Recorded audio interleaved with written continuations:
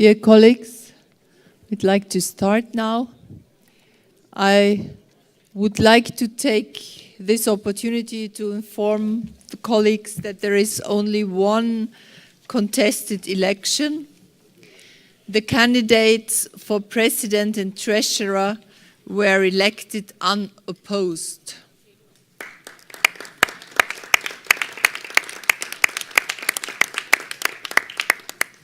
Thank you very much. However, we have 5 candidates for 4 posts as vice presidents. The 3 who received the most votes will serve for 3 years until the end of the 2020 annual session.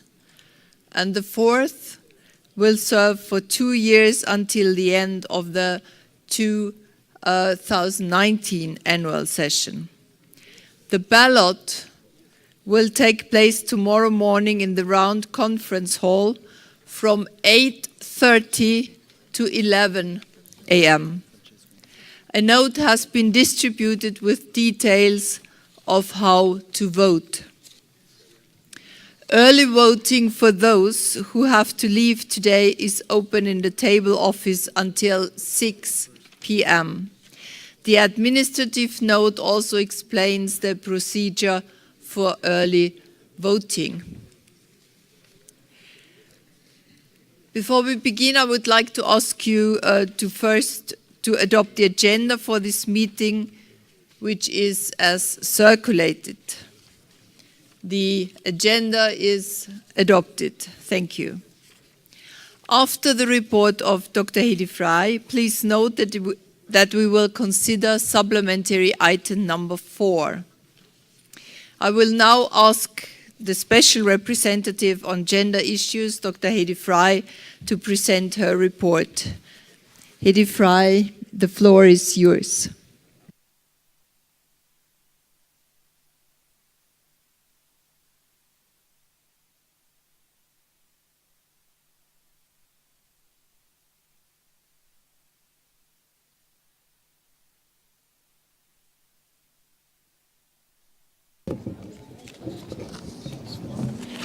I guess I think so, no? Okay, can you all hear me? Do you all wish to hear me? Each year, as you know, the gender representative gives a report, but we choose a theme on which to report. In 2016, which was last year, the theme was looking at the impact of how gender is impacted, or how women and girls are treated when they are migrants and refugees. And as a result, I want to build on that theme, because it's one thing to look at the challenges that women and girls face as they are traveling and finding a way to be a migrant or a refugee. The journey, we know, is perilous, and we talked about that last year. But when you get to a host country, I think the problems are even greater, because integration is going to be extremely important. And integration of migrants and refugees present very different challenges for men and boys and for women and girls. But as I want to deal with women and girls today, because many of them need for us to look at their unique needs of men and boys and women and girls, and build specific program streams to deal with both gender, so that they can be able to integrate. We've all talked a lot about, I'm going to talk about the immediate and medium-term integration issues, and I won't talk about long-term, because I think, Alain Nery spoke very, very well about the fact that to deal with the long-term issues of the hordes of people that are migrating for various reasons, whether it's conflict, whether it's climate change, whether it's poverty, that we need to deal with that in a long term, and we need to start talking about that now. But this is not where I'm going to speak about it. But there are a lot that we can do to ensure that people stay at home, dealing with conflict, dealing with climate change, helping them to get food, to be able to live in their countries, and to look at the issues of poverty.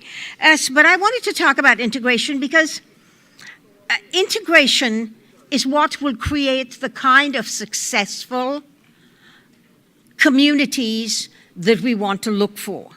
It has to be a priority, or else what we're going to have is migrants living at margins of society, who are actually unable to fit into the society at all. So you can provide food and shelter and other things, but when you ostracize migrants away from the mainstream host society, what you do is you create groups and pockets of people within your countries who are frustrated, who are angry, who feel left out, and of course, because of the marginalization, you have instability because they will react with discord, there will be panic, there will be frustration, and there will be security problems within countries if you don't deal with seeing integration as a stabilizer. If you want to have peaceful host countries and you want to be able to have immigrants and migrants within your border, then you need to stop seeing them as a problem and start looking at them as a benefit to your society.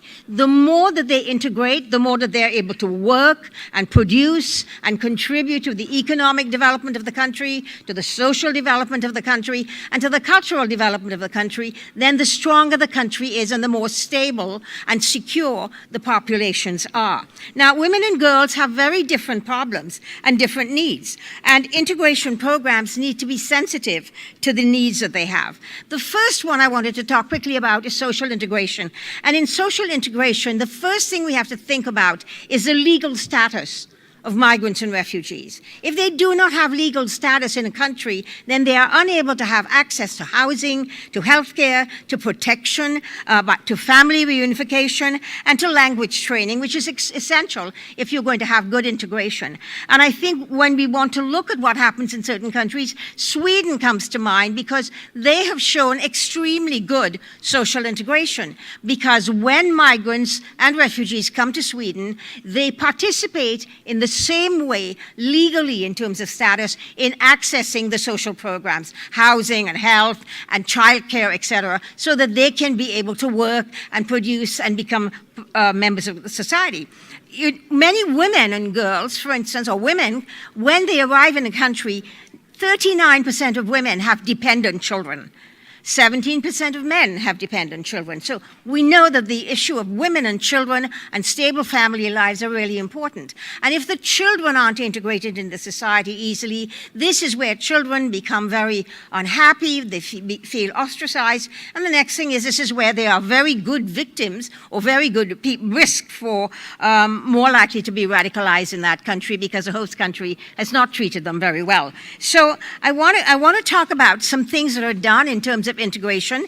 We see that in some countries, Canada, for instance, is one in which we integrate migrants and refugees within communities housing not just migrants and refugees, but the rest of society. That way they integrate easily, they talk to the local people, they talk to the communities, their language gets better, and they know how to live within the new culture in which they are. And that is going to be very, very important if we want to talk about stability in our societies. And I just wanted to say that a good thing in Canada, it's a good example I wanted to bring to front, is that we have private sponsorship. I talked about it yesterday. You have communities and churches who sponsor refugees. They will sponsor a family. What that does is because they're sponsoring the family lives in that community with them. They take them to church. They take them to school. They take them to little barbecues. And so the community integrates much faster. And if women and girls have access to good education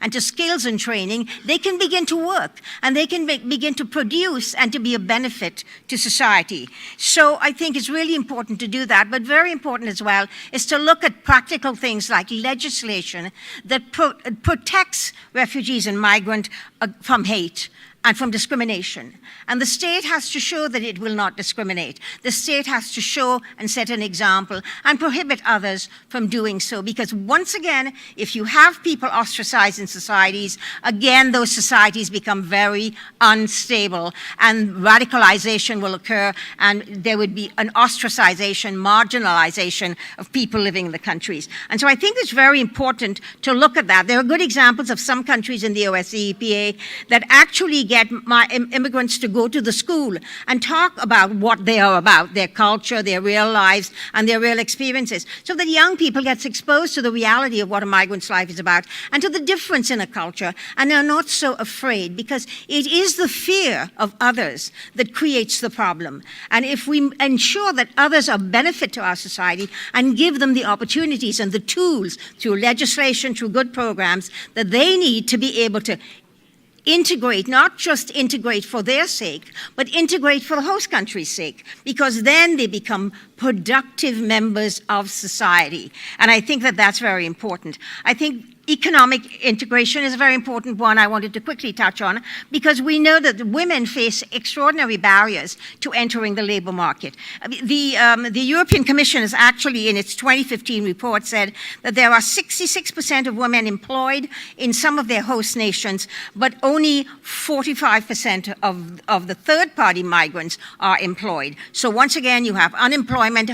Unemployment breeds dependency on a state to help to support. In the UK in 2007, for instance, they found that 23% more men who were migrants were employed than women. So there was a big gap between women being employed and men being employed. And language is an important part of that. The ability for a newcomer in a country to be able to learn the language of the country makes them integrate, gets them into the job market, gets them into a place where they can actually contribute more easily. As I said, Sweden has a very good program in which we see that women, and many of these women are single with their children, if they can get childcare, and they do have access to universal childcare in Sweden, like the host country women, and therefore these women can go and study language, they can go and get skills and training, they can go and get education. So once again, they become productive members of society.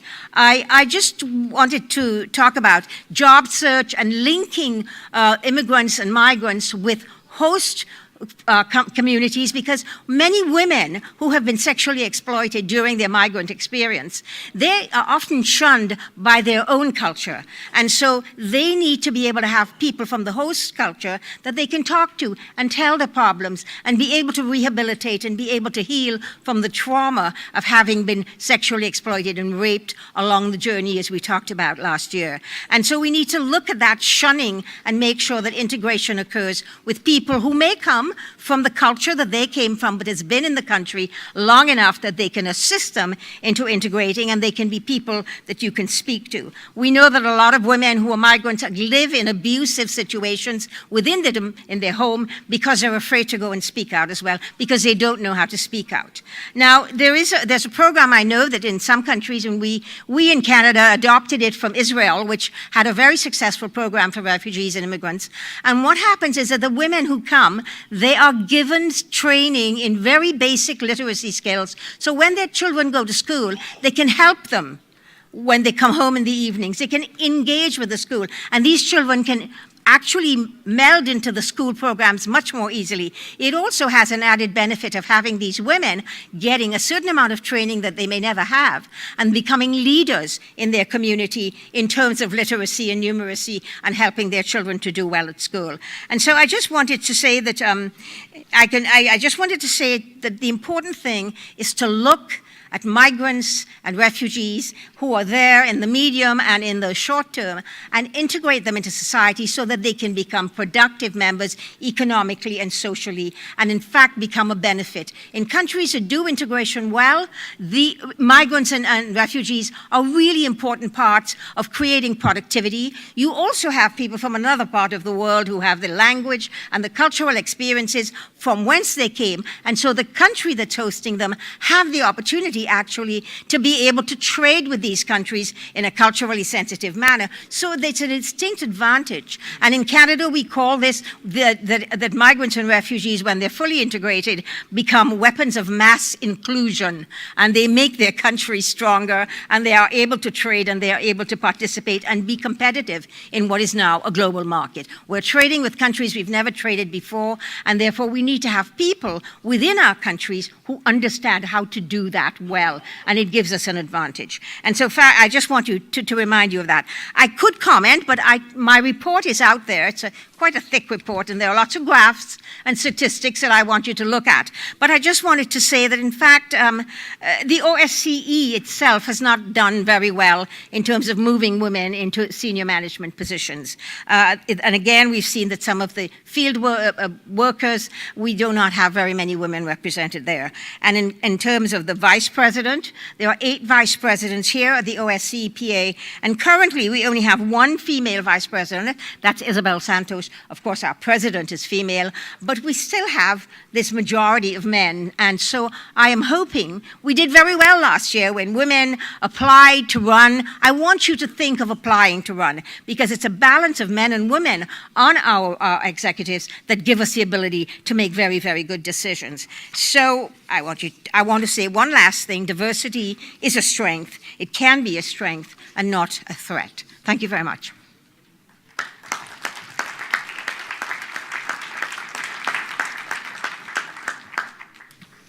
Dear Hedy, thank you very much for this important report. We are always very glad when we can listen to you, and we very much appreciate your work that you do for the gender report, and this time also including the question of migration and women's issues. Dear colleagues, since our next agenda item is the consideration of the supplementary item number 4, promoting gender inclusive and responsive mediation, presented by Dr. Fry, I propose that any comments regarding Dr. Fry's report be made during the debate. We will now begin consideration of supplementary item number 4, promoting gender inclusive and responsive mediation. Hedy Fry, I'd ask you to present the supplementary item. Chair, I just want to thank you for the opportunity to address the supplementary item on promoting gender inclusive and responsive mediation. You know that the United Nations has been pushing 1325, which talks about engaging women from the very beginning of a pre-conflict cycle to mediate so that it may not become an actual conflict, and also at the same time to help them through all of the negotiations, etc., so that at the end, one not only prevents, but one is able to have good decisions in terms of rebuilding after a conflict. And women have a real role to play in this because they understand what other women face in challenges, and they nearly always understand what their sons and husbands have faced in it too. So women are an important part of the cycle. And so this is about that. I want to say this item was drafted in collaboration with Mr. Ilka Canova, the OSCE PA Special Representative on Mediation, and benefits from our respective expertise helped us to draft something that would draw greater attention to a very important issue, and that is the underrepresentation of women in the formal peace process. We know that mediation is widely recognized as one of the most effective means of preventing, managing, and resolving conflict, and that the OSCE has a long history of successfully engaging in mediation activities. We also know that women play a vital role in preventing conflict and helping to forge lasting peace, and yet women's voices remain largely absent from mediation and negotiation. According to UN Women, between 1992 and 2011, women made up only 2.4% of chief mediators and 9% of negotiators in peace processes. And so how can peace agreements adequately take gender perspectives into consideration when the institutional framework itself is not designed to allow for women to have a full and meaningful role? So this item calls on OSCE participating states not only to increase the number of women in mediation efforts by removing the barriers to their participation, it also calls on participating states and OSCE personnel to ensure that opportunities exist for women to hold meaningful roles as decision makers in mediation processes, including as lead negotiators. Far too often, the role of women in the prevention and resolution of conflict is focused on protection of women. Well, women are not just victims. They do have a lot of skills to be able to offer. So this calls on the OSCE participating states to ensure that women are recognized as important actors, not just victims. Sustainable peace needs women's leadership and representations at all levels of decision-making, and so it is why this SI calls for improved data collection on how women representation in mediation processes are going in each nation state. And lastly, it's why we're asking the Austrian OSCE chairmanship to publish a concrete action plan for enhancing gender-inclusive mediation going forward. The time has come for this issue to be prioritized in the OSCE. I kindly ask you to support this SI because it's time we stop giving lip service to what we intend to do with gender equality and get on with it. Thank you very much.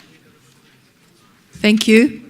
Dear colleagues, the debate now is open. I call the first speaker from our colleague from Finland, Ms. Paloniemi. Madam President, dear colleagues, firstly I want to thank Mrs. Fry for her excellent work with this specific item, as well as for her tireless and invaluable contribution in advancing gender equality within the OSCE. I'm fully in favor of giving a green light to this supplementary item. Embracing gender equality in all spheres of life is a contemporary way of thinking today. Thus, gender inclusiveness should be a natural and integral element also in mediation, including in the OSCE. This is not a new topic for us. The international community has recognized the importance of gender inclusiveness in mediation since years, of which the UN's landmark resolution at 1325 on women, peace and security is a very concrete example. Yet, for some reason, progress in bringing the commitments into practice has been rather slow. In order to bridge the gap between words and practice, it is important to step up our efforts. Women's participation in peace negotiations is important because it's a matter of equality. However, it has a practical side too. By embracing gender inclusiveness in mediation, we are able to bring a perspective of both genders into the peace process, contribute to a more comprehensive peace agreement, and accordingly strengthen the prospects for sustainable peace. Additionally, we need to address the root causes of the conflicts more forcefully. Embracing gender equality contributes to conflict prevention as such. More actions are indeed needed with this regard. As an example, let me mention women's land rights, which are intertwined with food security.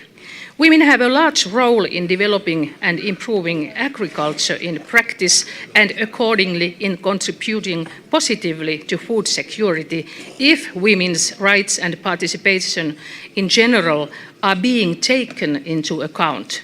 It is clear that empowering women by ensuring that women's rights are respected and implemented contributes to sustainable stability and peace. Furthermore, it lays fruitful foundations for women's participation more widely, also in mediation. Dear colleagues, we should also seek new ways to redouble our efforts in promoting gender mainstreaming in the Assembly. Women parliamentarians can do more together, regardless of the party views which may differ. Let me give you a few examples from Finland that could serve as a food for thought in this respect. In Finland, a certain part of the public party funding is distributed to the women's organizations of the parties by law. The women's organizations are free to use it as they wish. Finland is the only country in the world that has adopted this practice. Also, I want to mention a women's network which was created in 1991 in the Finnish Parliament. All the female members of the Finnish Parliament are members of it. The network serves as a discussion forum for political issues which affect women in particular, irrespective of party lines. The network acts to realize equality between men and women and to introduce the female perspectives into legislative work. I wanted to bring this to your attention as I have in some of my previous interventions in the Assembly suggested that we might create a similar women's network in the OSCE Assembly.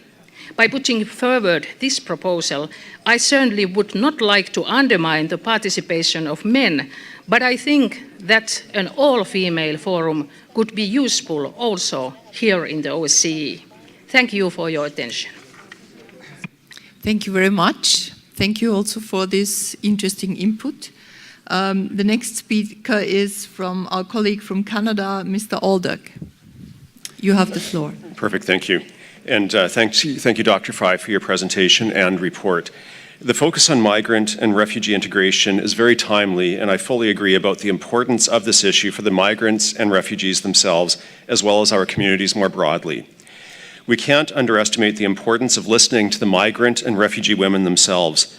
There is no one who knows better what is needed for integration than individuals who have integrated or are currently going through integration into a new society. This is such an important element to bring forward, as well as issues of sexual exploitation of migrant women and girls, which you also raised. I'd also like to speak about the statistics in the report concerning gender in the OSCE. It is disappointing to see the organization stagnating in terms of gender representation. We cannot accept that women continue to be more present in lower-level positions and underrepresented in management. In some areas, we are actually going backwards. For example, the report shows that the percentage of OSCE senior management that is female decreased by 7% since last year. While we celebrate our achievements with women in the role of OSCE PA president and treasurer, we cannot become apathetic. We must continue to put in place measures to ensure that everyone, regardless of gender, has access to positions of power in our institutions. Again, I thank you, Dr. Fry, for shining light on these important issues of gender representation at the OSCE and on gender mainstreaming and integration policy and programming in your report, and also for the supplementary item on promoting gender inclusive and responsive mediation, which I also support. Thank you. Thank you very much.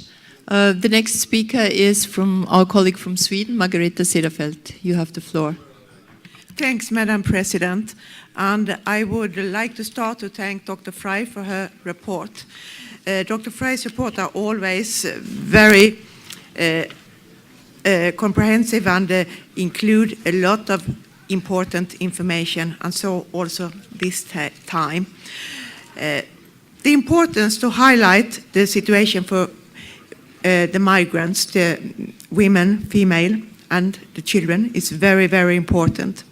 When we talk about migrants, it's easy to talk and say that the situation is the same for all of them. It isn't. It's different a lot, and I think that Dr. Fry have really highlighted that. When we are talking, for example, about women, migrants, we could look up on the labor market. It's not that easy for women who are refugees to find a job. Why? It might be culture, it might be lack of skills, but it may also be a lack of, for example, possibility for childcare. Lack of knowledge of the society, especially if the person, if the woman, have to sit back home. That's why it's so important with the civil society. And also that there are a social network around. And I think that we as politicians, we have a huge responsibility here to find out solutions, to make laws who fit not only migrants as a whole, also the women. And talking about the conflict circle, I find it very, very important. If we say, and we know that's like that women and children suffer most, then of course women should also be included in the whole circle of conflict.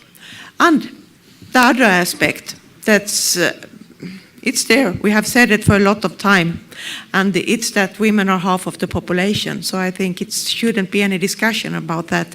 And that's also why I want to thank President Emeritus, Mr. Ilkka Kanerva from Finland, who have put a lot of efforts in including women in the conflict circle. And I do look forward to get more knowledge and more information about this, because I think there's really a key for the future to actually make a better future which include women at a higher level than we could see today.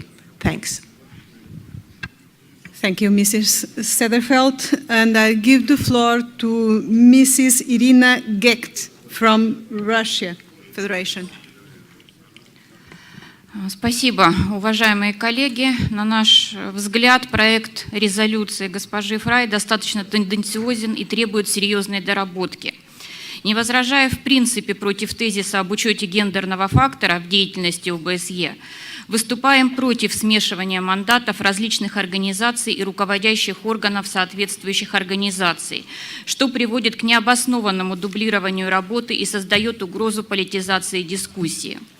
Упоминаемая в пункте 3 преамбулы проекта резолюция Совета Безопасности 1325 «Женщины, мир и безопасность» представляет собой дорожную карту в целях повышения роли женщин в предотвращении и урегулировании конфликтов, постконфликтном восстановлении, а также защиты женщин в ходе вооруженных конфликтов.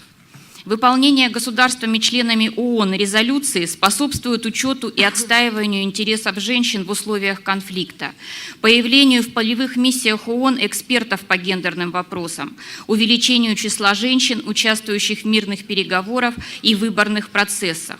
В этой связи не можем согласиться с отстаиваемым автором тезисом, что проблематика женщины, мира и безопасности имеет универсальный охват и должна использоваться в качестве ориентира для улучшения положения женщин во всех сферах жизни и повсеместно, а не только в ситуациях вооруженного конфликта или сразу после него.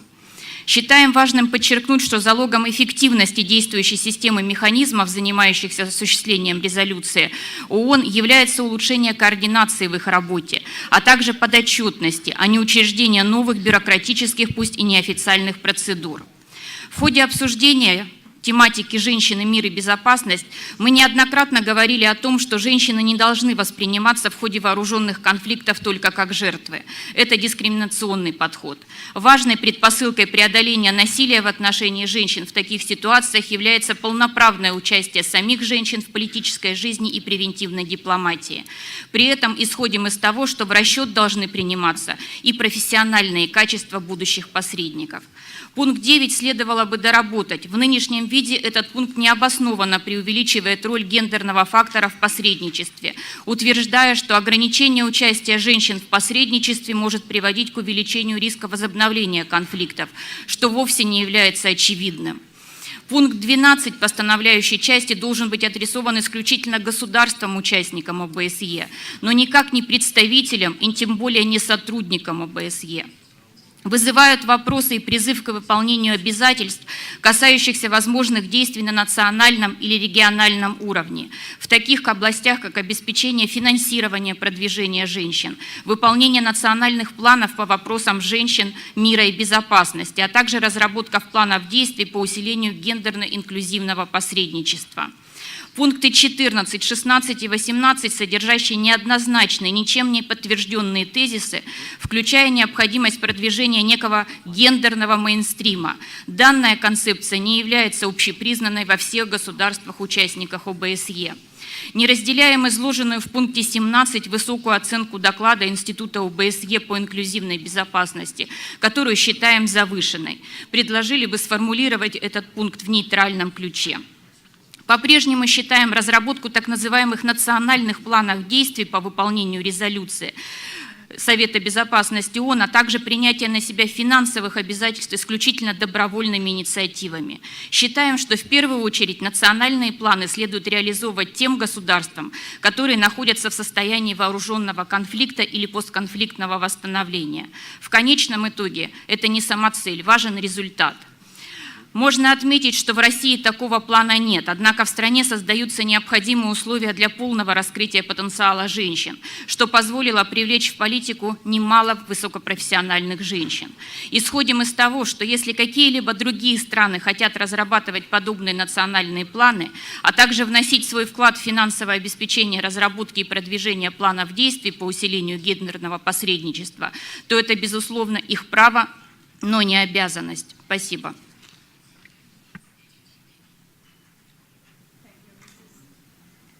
Thank you, Mrs. Gecht. And now I give the floor to Mr. René Cormier. Merci. Distingués collègues, je souhaite profiter à mon tour de l'occasion pour remercier Dr. Frey d'avoir parrainé ce point supplémentaire. Comme l'avait déclaré l'ancien secrétaire général de l'ONU, Ban Ki-moon, et je cite, « En omettant d'inclure les femmes et les filles dans les processus d'établissement et de consolidation de la paix, nous ne laissons pas seulement tomber les femmes et les filles, mais également le monde. » La participation limitée des femmes dans la médiation et les autres processus de paix est un enjeu sous-estimé dont les conséquences sont profondes. Le point additionnel fait référence au corpus croissant de recherche qui démontre que la pleine participation des femmes au processus d'établissement de la paix peut renforcer le caractère légitime de ceux-ci, que les points de vue des femmes permettent de jeter un nouvel éclairage sur les causes et les conséquences d'un conflit, et que les accords de paix qui répondent aux besoins particuliers des femmes et des filles, des hommes et des garçons, contribuent à une paix durable. Pourtant, comme le reconnaît le point supplémentaire, le niveau actuel de participation des femmes à la médiation et aux négociations demeure lamentablement bas. Distingués collègues, nous devons nous demander pourquoi cette situation est encore la même et comment l'OSCE peut favoriser la pleine participation des femmes aux efforts de médiation et de négociation.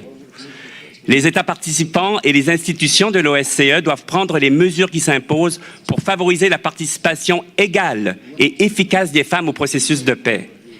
Comme le souligne le point additionnel, il ne s'agit pas simplement d'ajouter davantage des femmes aux structures de prévention et de résolution de conflits, mais d'accroître leur influence dans les processus décisionnels. Ce qu'il faut maintenant, distingués collègues, ce sont des actions concrètes et concertées pour améliorer la situation. Je suis donc fier d'appuyer ce point additionnel et du même coup d'inciter les États participants et le personnel de l'OSCE à faire de même. Merci de votre attention. Merci, Mr. Cormier. I give the floor to Mrs. Maria Teleretti.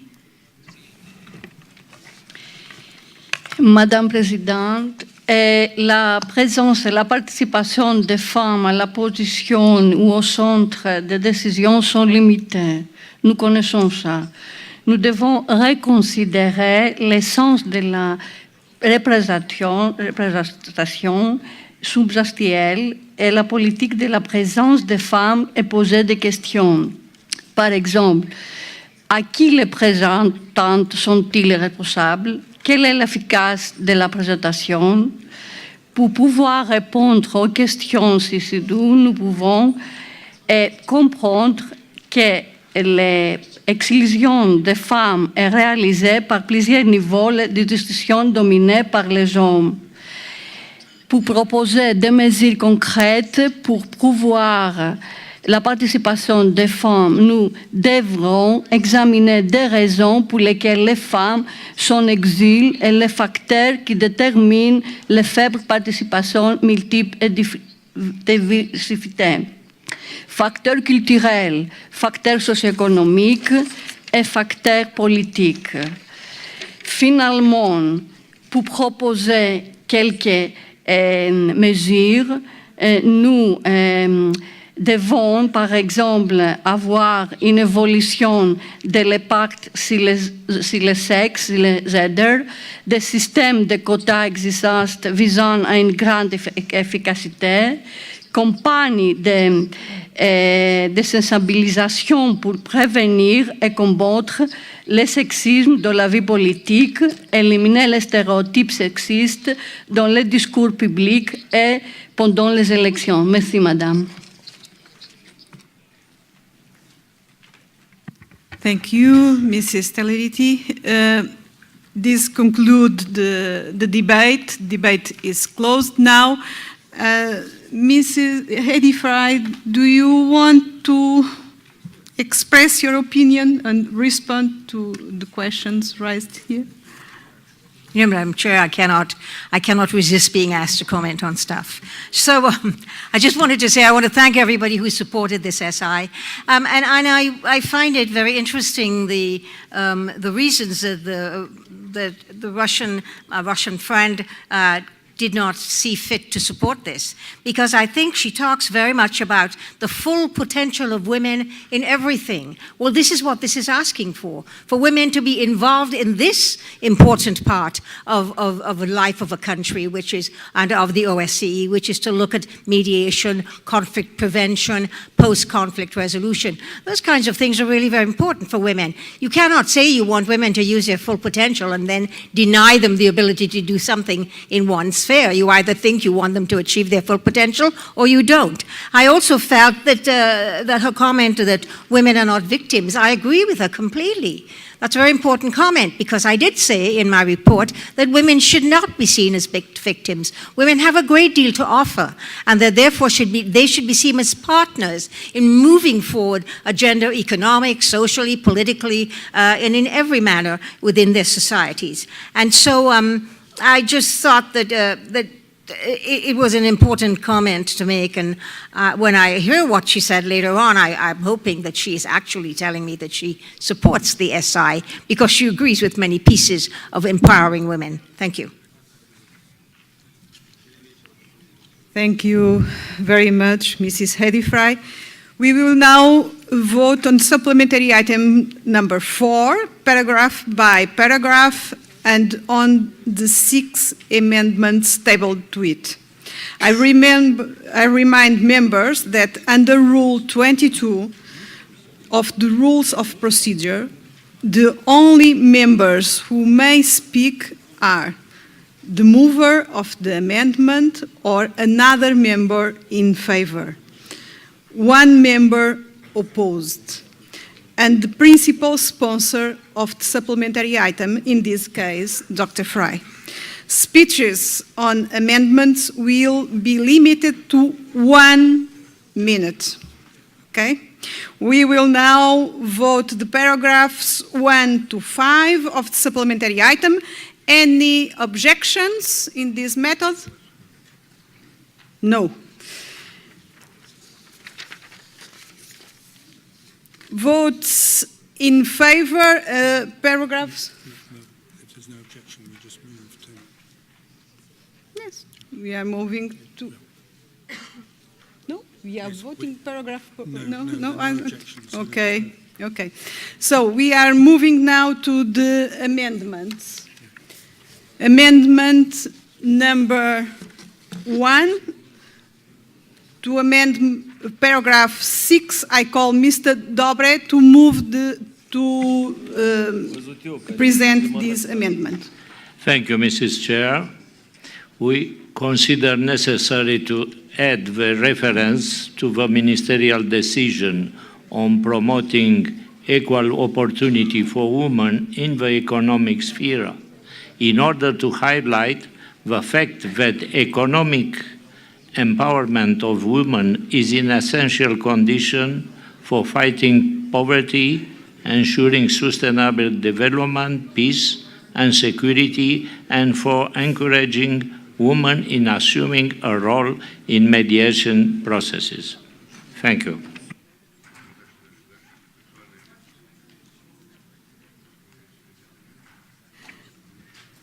Wish anyone to speak against this amendment? No. We move to vote. This, please, Dr. Fry, your opinion? Thank you, Isabel. I want to thank my colleague Victor, because I accept this amendment. It strengthens the language much better. Thank you for reminding us of the OSCE commitments. Now, yes, we can vote. Vote in favor, please raise your cards.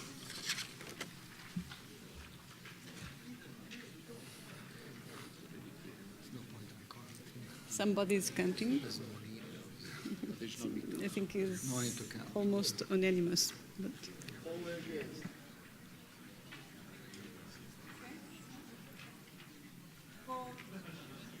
Votes against?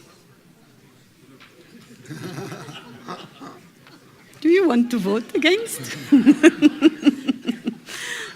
No. Abstentions? No. Okay. Amendment number 1 was adopted. Now we will vote paragraph 6. Any objections? No. We will now vote the paragraph 7 of the supplementary item. Any objections? No. We now come to amendment number 2 to add a new paragraph after paragraph 7. I call Mr. Dobre to move the amendment.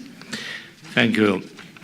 We consider essential to underscore the correlation between conflict and poverty, especially because it leads to increasing the development discrepancies among OSCE areas, and to remind the fact that poverty might be one of the causes of conflict escalation and re-escalation. This amendment is needed in the context of the current resolution in order to underline that one of the means to combat poverty and to reduce conflict risk is the economic empowerment of women.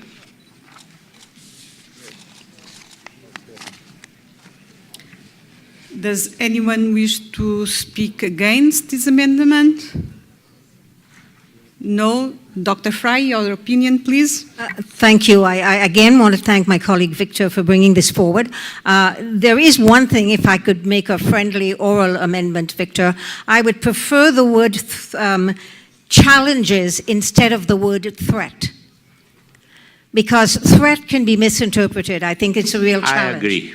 Thank you. Thank you so much. Now we have conditions to vote this amendment as amended by this oral amendment. Those who vote in favor, please raise your cards.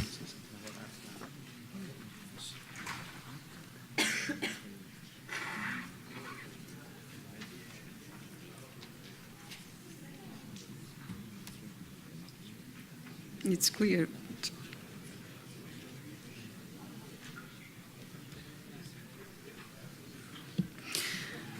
Those who vote against? No. Abstentions?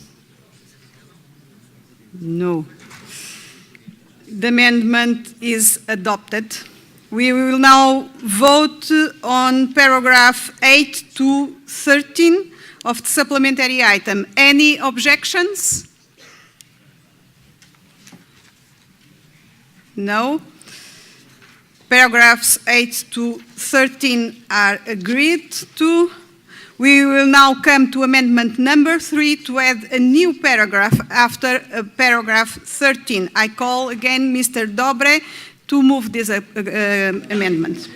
Thank you, Mrs. Chair, and thank you of all which sponsoring this amendment from our colleagues, but I discussed with Mrs. Fry, and I retire this amendment. Maybe we shall make a resolution at one of our next session. Thank you very much. Does anyone wish to speak against this amendment? No. Dr. Fry, your opinion. So thank you. I want to thank my colleague for withdrawing the amendment. I understood what the amendment meant, and I think there is a different place to bring that kind of amendment forward, perhaps next year, Victor. Thanks.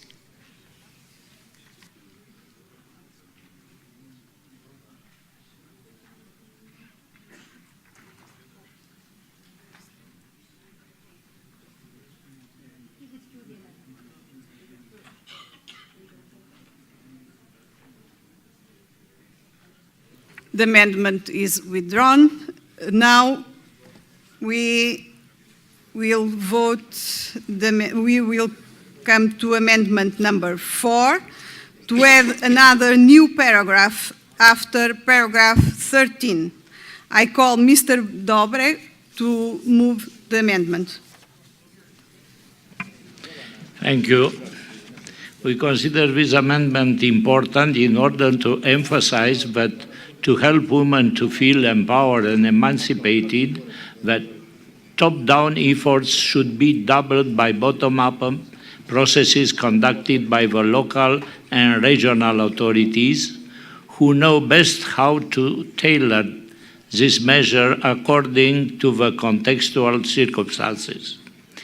This mention is also very important because women empowerment is essential for emboldening women's participation to conflict prevention and mediation.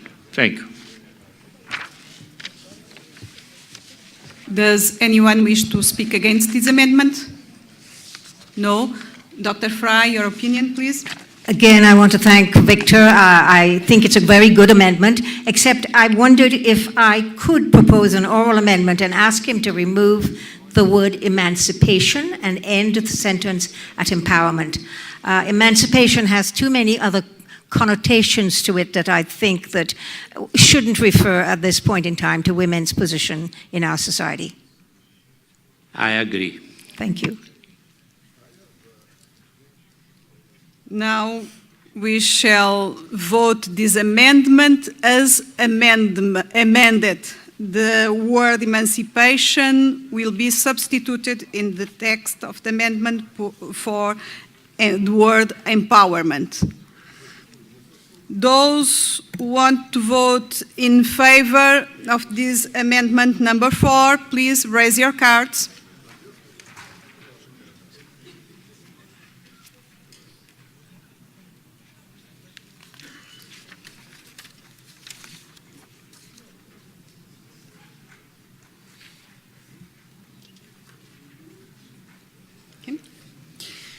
Those who wish to vote against, votes against, votes against. 2. Abstentions? No, 1. 1 there, Russia Federation. Okay. The amendment number 4 was adopted. We will now move to vote on paragraphs 14 to 17 of the supplementary item. Any objections? No. We now come to amendment number 5 to delete paragraph 18. I call Mr. Turov from Russia Federation to move the amendment. Уважаемая председательствующая, за Турова доложит Федяев. Мы считаем, что нужно удалить, поскольку предложение о расширении мандата специального представителя по посредничеству по ОБСЕ в части, касающейся проведения в жизнь так называемого гендерного мейнстриминга, считаем здесь неуместно. Спасибо.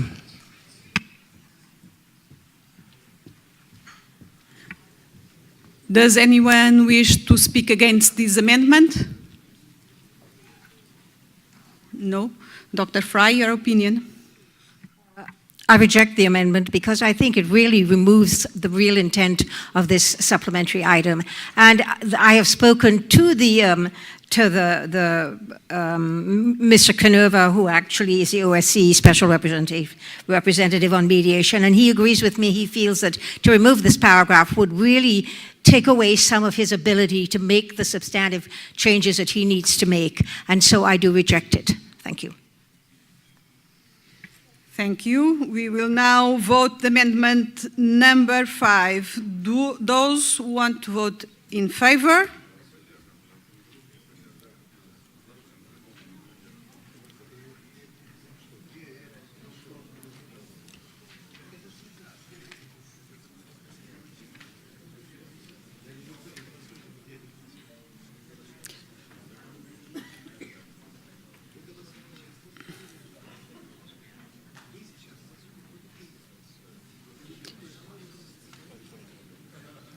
Yes? That's fine. Okay. Those against?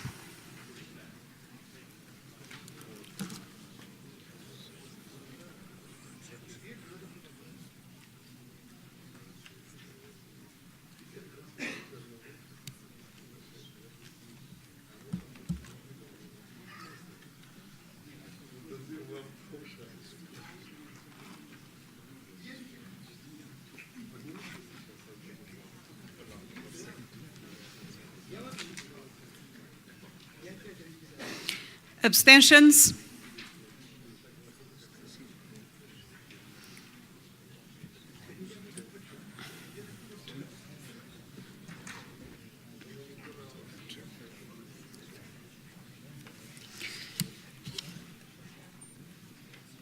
Twenty-nine votes in favor, 52 against, 3 abstention. The amendment is not adopted. Now we will move to vote on paragraph 19. Any objections? No. Thank you. We now come to amendment number 6 to delete paragraph 20. I call Mrs. Naruzova to move the amendment. Госпожа Шантаж Гехт будет озвучивать поправку. Мы предлагаем исключить пункт 20, поскольку австрийское председательство еще действующее, и мы надеемся на конструктивное сотрудничество в этом направлении, но давать какие-то заключения и оценки считаем преждевременным. Поэтому просим поддержать и снять этот пункт.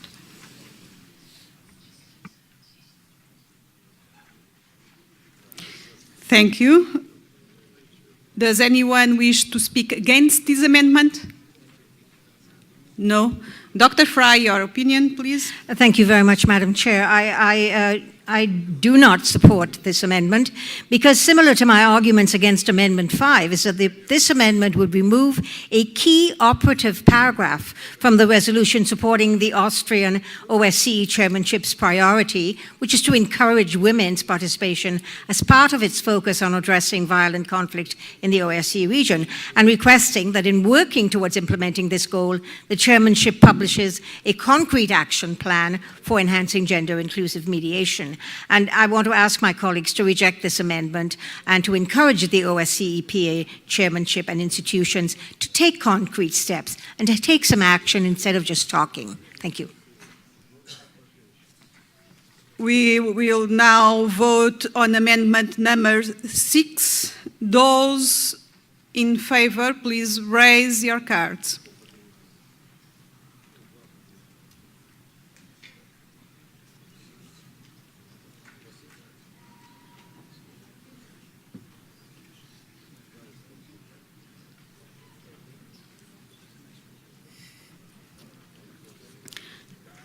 Against, please raise your cards.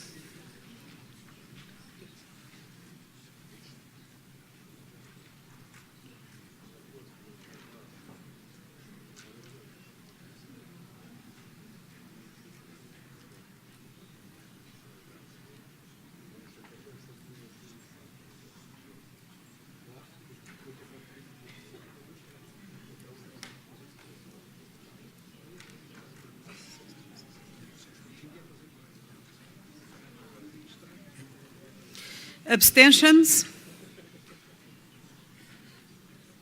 2, 3, 4. The result of this voting is votes in favor 23, votes against 62, abstentions 5. We will now vote the supplementary item as a whole, as amended. Those who vote in favor, please raise your cards.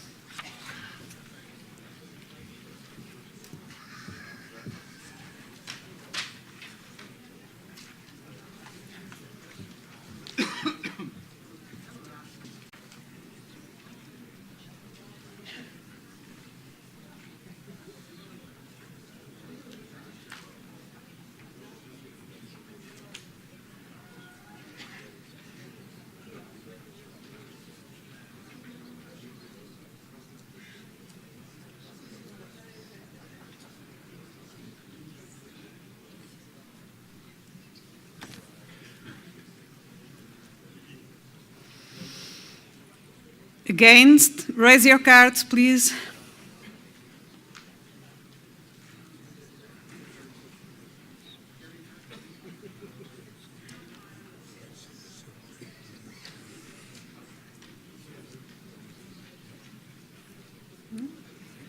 Abstentions? Raise your cards, please.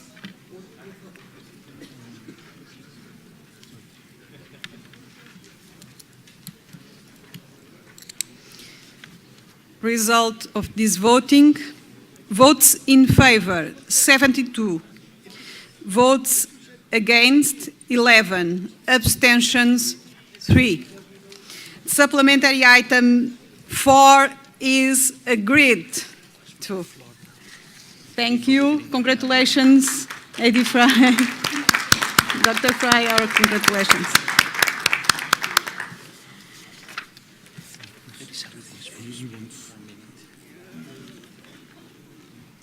Before the oral debate. But Just to give him the floor for before the oral debate. But it's not. We voted. It's finished. Yeah, but it's not about this. No? It's Oh. a different item. Someone is asking the floor, Mr. Chiquillo from Spain, before general debate. I don't know what is the purpose. I would like to understand. If someone can explain. Mr. Chiquillo.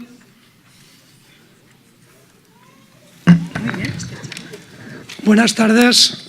Gracias, señora presidenta, por concederme la palabra para comunicar a todos los presentes que nos preocupa mucho el respeto a los derechos humanos y que no haya presos políticos en un rincón del mundo.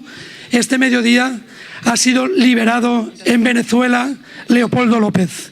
Creo que es un motivo de satisfacción y desde aquí quiero que todos reconozcamos con un aplauso a un luchador por la libertad como ha sido Leopoldo López en Venezuela. Gracias.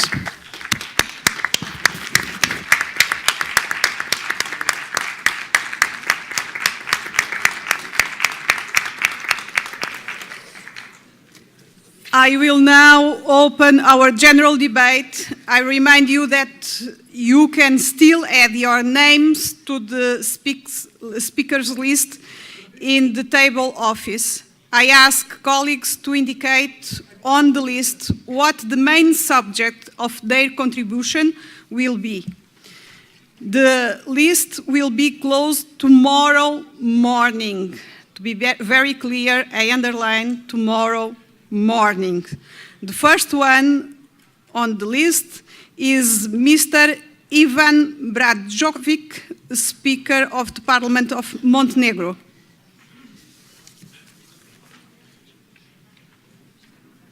You have the floor, please.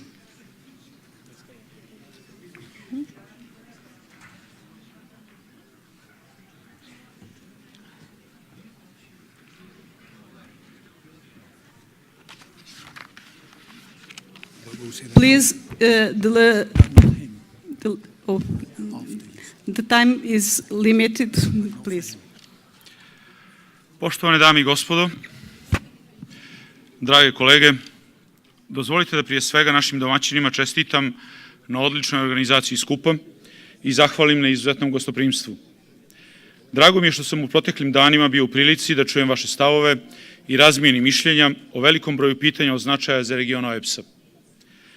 Tema godišnjeg zasjedanja dodatno dobija na težini i aktuelnosti u svjetlu rastuće globalne nestabilnosti, kada se suočavamo sa velikim izazovima, rizicima i prijetnjama u regionu OSCE i šire.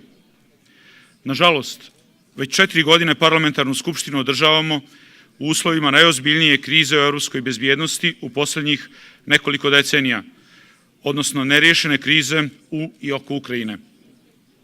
Ne smijemo također zaboraviti ni brojne zamrznute konflikte na području OSCE-a, kao ni brutalne sukobe na Bliskom istoku.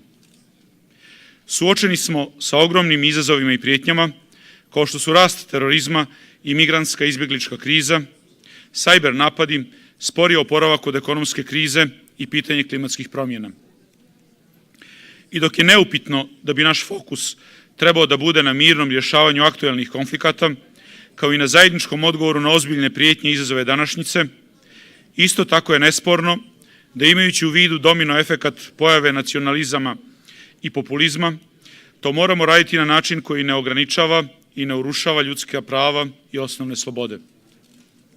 S ponosom uvijek ističem građanski karakter Crne Gore, u kojoj na malom prostoru u harmoniji žive različite etničke grupe i pripadnici više konfesija. U periodu krvavog raspada Titove Jugoslavije uspjeli smo da sačuvamo stabilnost, unutrašnji sklad i poštedimo teritoriju Crne Gore ratnih razaranja. Obnovili smo državnost na referendumu 2006. godine mirnim putem i uz poštovanje najviših demokratskih standarda. Kao prioritete svoje vanjske politike utvrdili smo njegovanje dobrosusjedskih odnosa i regionalne saradnje, integraciju u Sjevernoatlantski savez koju smo u junu 2017. uspješno priveli kraju, kao i članstvo u Europskoj uniji koje će biti u fokusu naše vanjske politike u predstojećem periodu. Proces pregovora sa EU, koji uspješno vodimo već 5 godina, doživljavamo prije svega kao optimalan okvir za sprovođenje neophodnih reformi i usvajanje najviših standarda u cilju unapređenja kvaliteta života naših građana. Crna Gora, čuvajući svoj identitet i posebnosti, istovremeno ostaje otvorena za saradnju sa svima koji su posvećeni dijalogu i obezbeđivanju trajnog mira na prostoru koji obuhvata države članice OSCE. Svjesni izreke slavnog Alberta Einsteina da je lakše razbiti atom nego predrasude, moramo shvatiti da je uklanjanje predrasuda dugoročni interes i proces koji zahtijeva našu svakodnevnu posvećenost. Taj rad se temelji prije svega na realnom sagledavanju slike, prvo o sebi pa onda i o drugima, kao osnovi za stvaranje međusobnog povjerenja, razmjene iskustava i osjećaju zajedničke odgovornosti. Na kraju, usudit ću se da kažem da mi kao izabrani predstavnici građana imamo posebnu odgovornost budući da svakodnevno donosimo odluke koje na najneposredniji način utiču na kvalitet njihovih života. Zato nas i povjerenje koje nam je ukazano obezbeđuje da mir, bezbjednost i dobrobit svih građana regiona OSCE budu naši zajednički prioritetni ciljevi na kojima će se temeljiti sve naše buduće aktivnosti i politike koje kreiramo. To je najveći zalog koji možemo ostaviti budućim generacijama. Želim gospođi Mutonen i gospođi Barnett da čestitam izbor, a vama zahvaljujem na pažnji.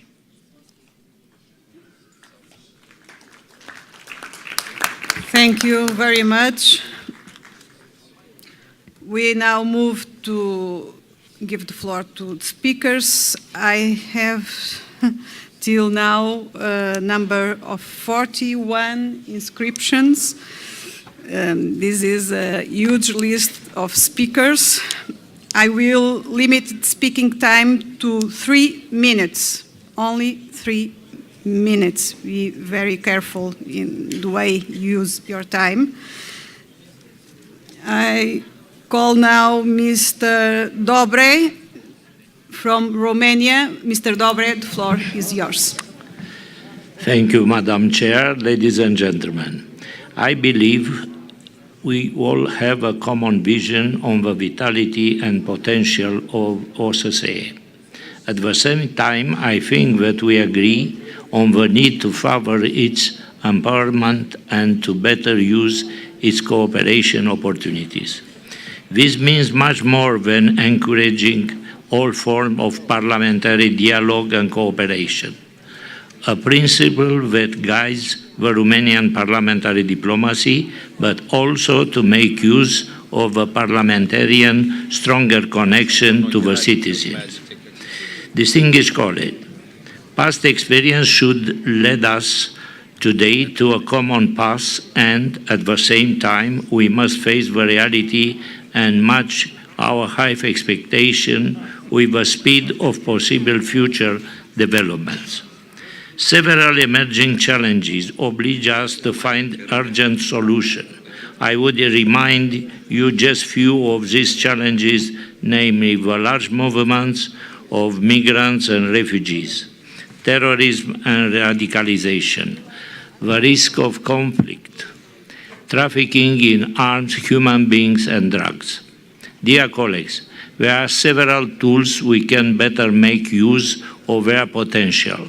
Among them, I would briefly refer to the consensus-based decision-making process. Romania considers the diversity of our OSCE community as an advantage and not as a liability for taking meaningful decisions in dealing with the current unpredictable environment. The success of our Assembly is coming from the things that unite us. In other words, our energy would be much efficiently used in activity where a consensus has been reached, while on issues where this consensus shows to be problematic, we should try to develop common ground with a higher impact in terms of confidence building. Thus, we will better focus on solutions and more successful in making use of the opportunities offered by the OSCE region with positive results for the prosperity of our citizens. In this regard, we should not forget the importance and benefits of utilizing the OSCE presences and operations on the ground, in particular, the important role of OSCE Special Monitoring Mission in Ukraine is playing in stabilizing the ceasefire in implementations of the Minsk agreements. Honorable audience, I would like to mention here Romania's significant contribution to the SMM. At the end, I want to firstly highly appreciate the valuable work done for our Assembly by our President, Mrs. Mutonen. I would not end before expressing my sincere gratitude towards the host, our colleague from Belarus, for their outstanding hospitality. Thank you. Thank you. Mrs. Doris Barnett, the floor is yours.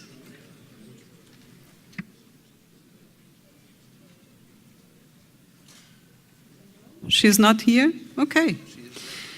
Mr. Artur Gerasimov from Ukraine. Thank you, Madam Chair, dear colleagues. First of all, let me thank you, the Assembly, for supporting the resolution of restoration of sovereignty and territorial integrity of Ukraine. As long as the conflict started by Russia is not resolved in full accordance with the OSCE principles and commitments, the challenges will remain present. The brutal violation of fundamental OSCE principles triggered multiple dangerous consequences that aggravate the security environment on the European continent. The ongoing Russian aggression against Ukraine represents an affront to all OSCE participating states, undermining confidence in the basic rules of peaceful coexistence between states, including respect for sovereignty and territorial integrity, inviolability of frontiers, non-use of force or of threat of force. It is critically important to maintain firmness and solidarity in upholding our common principles and values. Let me also mention that we share the recognition of importance of fostering joint efforts in countering terrorism in all its manifestations. What is needed are more practical steps, not just political declarations.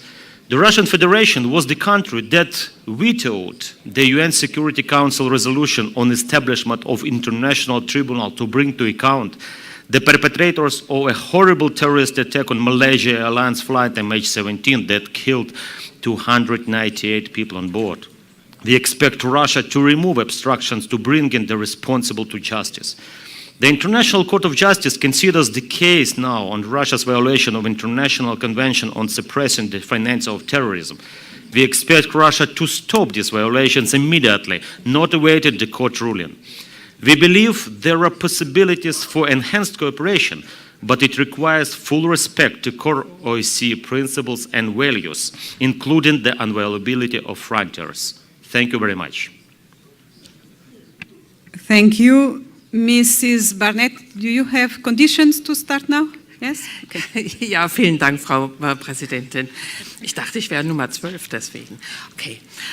Ja, liebe Kolleginnen, liebe Kollegen, die großen Herausforderungen unserer Zeit sind ja Thema unserer Sitzung und es gibt auch neue Gefahren in unserer Zeit. Es sind nicht mehr die großen Kriege zwischen Staaten, die wir beachten müssen wie in den letzten 2000 Jahren, sondern die neue Herausforderung heißt Terrorismus, Angriffe von dritter Seite, die Chaos, die das Niederringen der staatlichen und gesellschaftlichen Ordnung eigentlich wollen.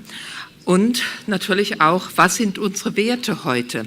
Es ist ganz wichtig, dass wir uns über unsere Werte im Klaren sind. Es sind die von Helsinki, bitteschön, für uns alle. Sicher, der Zeitgeist ändert sich, aber auch die Werte, das glaube ich eher nicht, denn zu unseren Werten gehört oder sollte gehören die Unverletzlichkeit der Grenzen.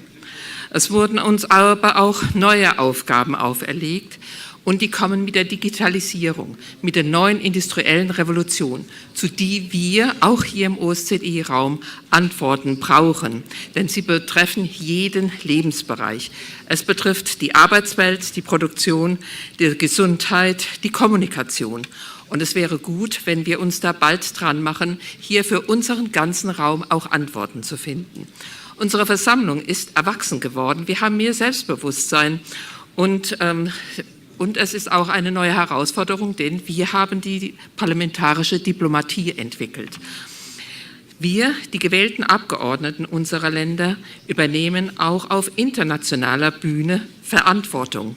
Das zeigen unsere Resolutionen, unsere Arbeitsgruppen, unsere Besuche und Reisen innerhalb der OSZE. Aber wir müssen natürlich unserer Arbeit auch Nachdruck verleihen, sonst haben wir nur Papier produziert. Und man darf schon auch mal fragen, nehmen uns denn unsere Regierungen ernst mit den Papieren, die wir erstellen? Und diskutieren wir in den eigenen Parlamenten darüber? Ich bin mir bewusst, dass diese Herausforderungen nicht für alle ganz einfach sind, aber schließlich wollen wir hier nicht nur Lippenbekenntnisse. Das führt mich zu einem weiteren Punkt, der bedeutend ist. Für mich ist es wichtig, dass unsere Organisation auch arbeitsfähig ist. Das heißt, wir brauchen die finanziellen Mittel, um die Aufgaben, die wir uns stellen und die wir auch haben, ausführen zu können. Deshalb müssen wir mit der OSZE, mit dem Ministerrat der OSZE reden, unsere Mittel zu überdenken. Ich danke Alain Nery aus Frankreich dafür, dass er das immer wieder anführt.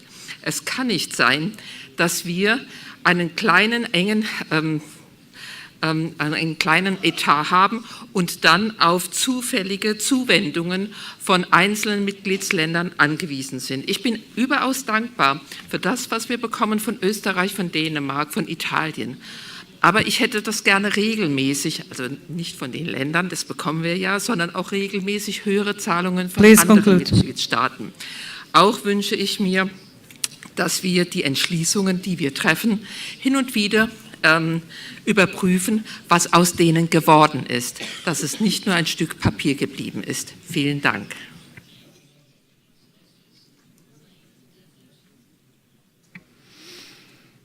Mr. Emmanuel Maglia, the floor is yours. Thank you, Chair, for giving me the floor. Allow me to reiterate, Chairperson, the importance that the OSCE participating states represented here on a parliamentary level, express solidarity through concrete, targeted and timely actions with a participating state in difficulty.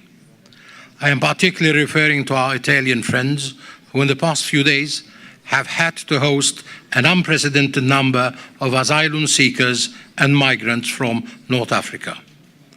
Let us not forget, dear colleagues, that it is the duty of each and every advanced state to intervene not only to help another state on the brink of collapse, but also to honor its commitments as regards international humanitarian law. In particular, participating states who are also member states of the European Union should seriously consider the appeals of the European Commission to fulfill their pledges in relation to the relocation of migrants based on a quota system. The central Mediterranean, notably Italy, is in crisis. The region cannot and should not be left alone to cope with this huge challenge. Malta has always and will continue to support Italy and other states in difficulty. Migration is a shared responsibility between states. Let us refrain, dear colleagues, from using divisive language, discourse of fear and threats, of erecting fences and border closure, as this approach is not only short-sighted and does not lead to long-term solutions, but also runs counter to the European spirit of openness and solidarity. In the midst of all this, let us not forget the human aspect of the migration crisis. Many are attempting the perilous journey across the Mediterranean, or worse, dying in the attempt. I do realize that the solution is politically difficult. However, if we lack boldness to act now, the challenge will keep resurfacing, causing serious difficulties both to the host state and host community, and to the thousands of migrants involved. Those who genuinely need asylum must be given the chance to rebuild their lives. More needs to be done and enable asylum seekers to seek legal ways to leave rather than flee their country. Each and every one of those crossing the Mediterranean has a story to tell, a story to share, which alas is one of human suffering, fear, pain, and loss of hope. Finally, I would like to thank the Chair for her sterling work within this organization. Thank you. Thank you. Now I'll give the floor to Mrs. Nilza Sena from Portugal, and after it will be Mr. George Tseratelli. Thank you, dear Madam President, dear colleagues. Our theme for this session is enhancing mutual trust and cooperation for peace and prosperity in OSCE region. But I would like to make some few comments regarding the climate change. In the OSCE, unique approach, security, peace, cooperation, prosperity, and also climatic issues are intertwined. Today, we are experiencing the climate changes that for so long we have read and heard about. Let's talk only about facts. Last May 2017 was the second warmest May in 137 years of modern record keeping. May 2017 was 0.88 degrees Celsius warmer than the mean May temperature from 1961 to 1980. The two top May temperature anomalies have occurred during the past 2 years. Global sea level rose about 8 inches in the last century. The rate in the last 2 decades, however, is nearby double that of the last century. The planet's average surface temperature has risen about 2 degrees Fahrenheit since the late 19th century, a change driven largely by increased carbon dioxide and other human-made emissions into the atmosphere. Most of the warming occurred in the past 35 years, with 16 and 17 warmest years on the record occurring since 2001. Not only was 2016 the warmest year on the record, but 8 of the 12 months that make up the year were the warmest on record for those respective months. Our oceans have observed much of this increased heat, with the top of 700 meters of ocean showing warming of 0.302 degrees Fahrenheit since 1969. The impact of climate change are global and unprecedented in scale. Climate change is one of the major challenges we face in our time. At the 21st COP in Paris, we reached an historical agreement with all the countries saying that it was urgent to accelerate and intensify actions, intensify investments to obtain a future of sustainable low carbon. All nations for the first time agreed to take efforts to combat climate change. I'll finish, dear President, to express my concern in many occasions, and once again I take this opportunity to call OSCE countries to unite in this common challenge that has to be a common goal. Thank you. Tserateli, the floor is yours, and after next speaker it will be Mr. Ashted, Kent. Thank you, Isabel. Dear friends and colleagues, so we are, let's say, finishing our work tomorrow, and as always, interesting to be here and to discuss a broad range of issues which are, let's say, in a portfolio of our organization: terrorism, migration, climate change, democratic values, and human rights. And of course, there are very valuable contributions which we appreciate all. But we have also a number of huge challenges in the OSCE region, and we'd like to admit it. And we are always trying to be frank with that. So if we'd like to increase trust among us, among the countries, then truth is a prerequisite for that. And we have to admit which troubles and difficulties we have in the region. And of course, security is very important. And many times we mentioned during even this assembly protracted conflicts, which are concern, several protracted conflicts in the region which are concern for the assembly. I would like to say that Georgia is an affected country, and which is unfortunate in all this. His story of what happened is that it's a very low progress, and we have no progress despite of number of resolutions and despite of many times condemnation of the situation, what happened after Russian invasion.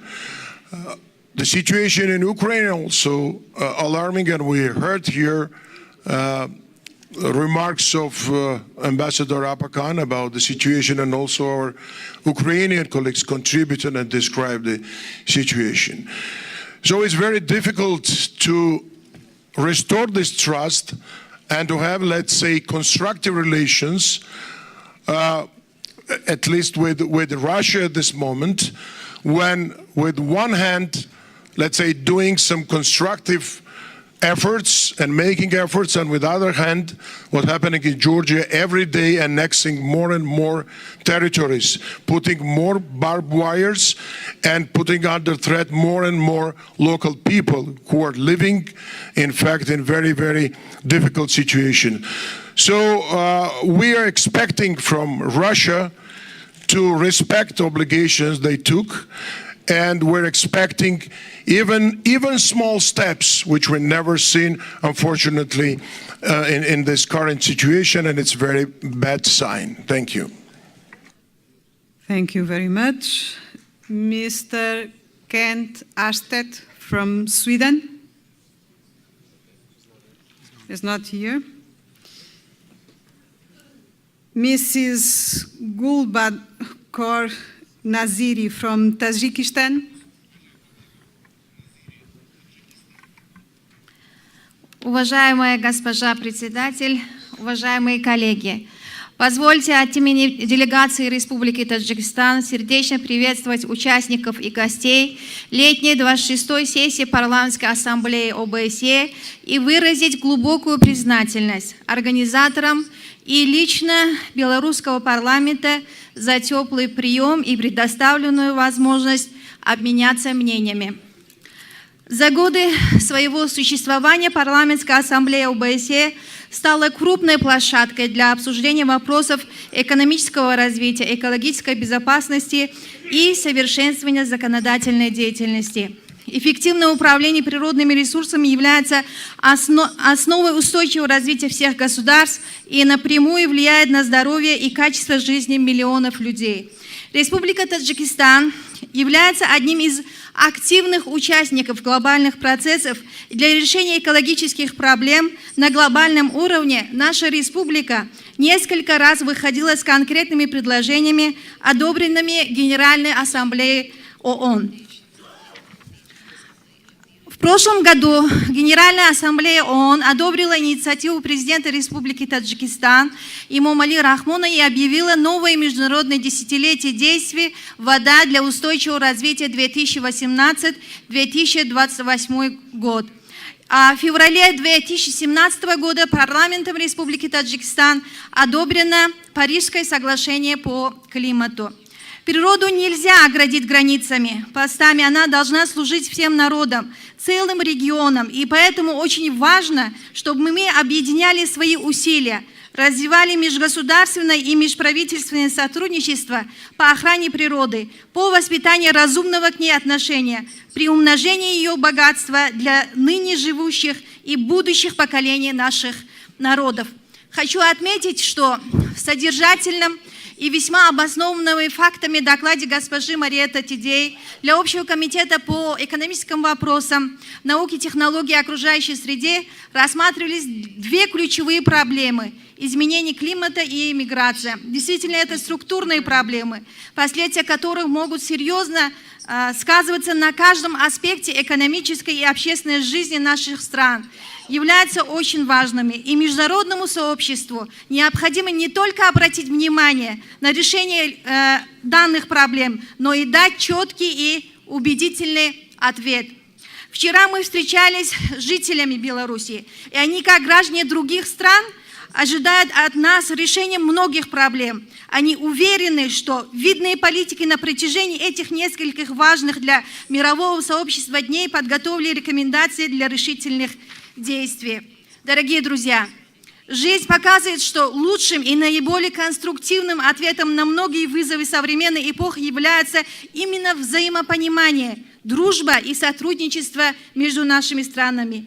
Мы уверены, что наши новые идеи и инициативы найдут свое практическое воплощение в реальных делах и проектах, будут способствовать укреплению дружбы и сотрудничества и восстановлению мира и согласия во всем мире. Желаю вам, дорогие друзья, дальнейшего плодотворного сотрудничества, успешных деловых контактов и новых достижений в труде.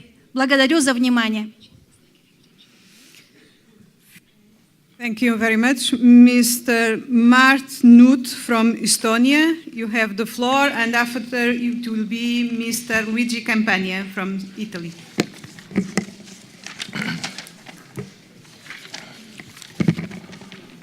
Thank you, Mr. Chair.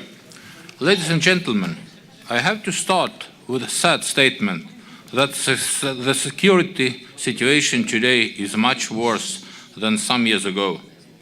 There are conflicts located inside of the OSCE area, ongoing civil war in Syria and Iraq, and the ISIS-supported activities influence too many OSCE countries directly.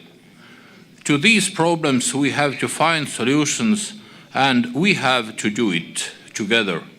Migration crisis that Europe faces today, a result of the Middle East conflicts, has become a difficult task for all OSCE countries, especially Greece, Italy and Turkey. We have to promote the understanding among the members of the Parliamentary Assembly that migration also means human trafficking, illegal immigration and violation of human rights. We have to face these problems very seriously in changing the work already done in this field and also to improve the future prospects for refugees. Speaking of violation of human rights, the conflicts in Crimea and southeast of Ukraine are not over at all. We have to recognize that to solve them is mainly in hands of Russia. So we call the OSCE Parliamentary Assembly to invite Russian authorities to recognize its participation in this conflict, withdraw its supporting armed troops out of Ukraine, and constructively cooperate to restore territorial integrity of Ukraine. All violent conflicts are at the same time attacks against human rights, and OSCE participating states have the obligation to respect and protect human rights.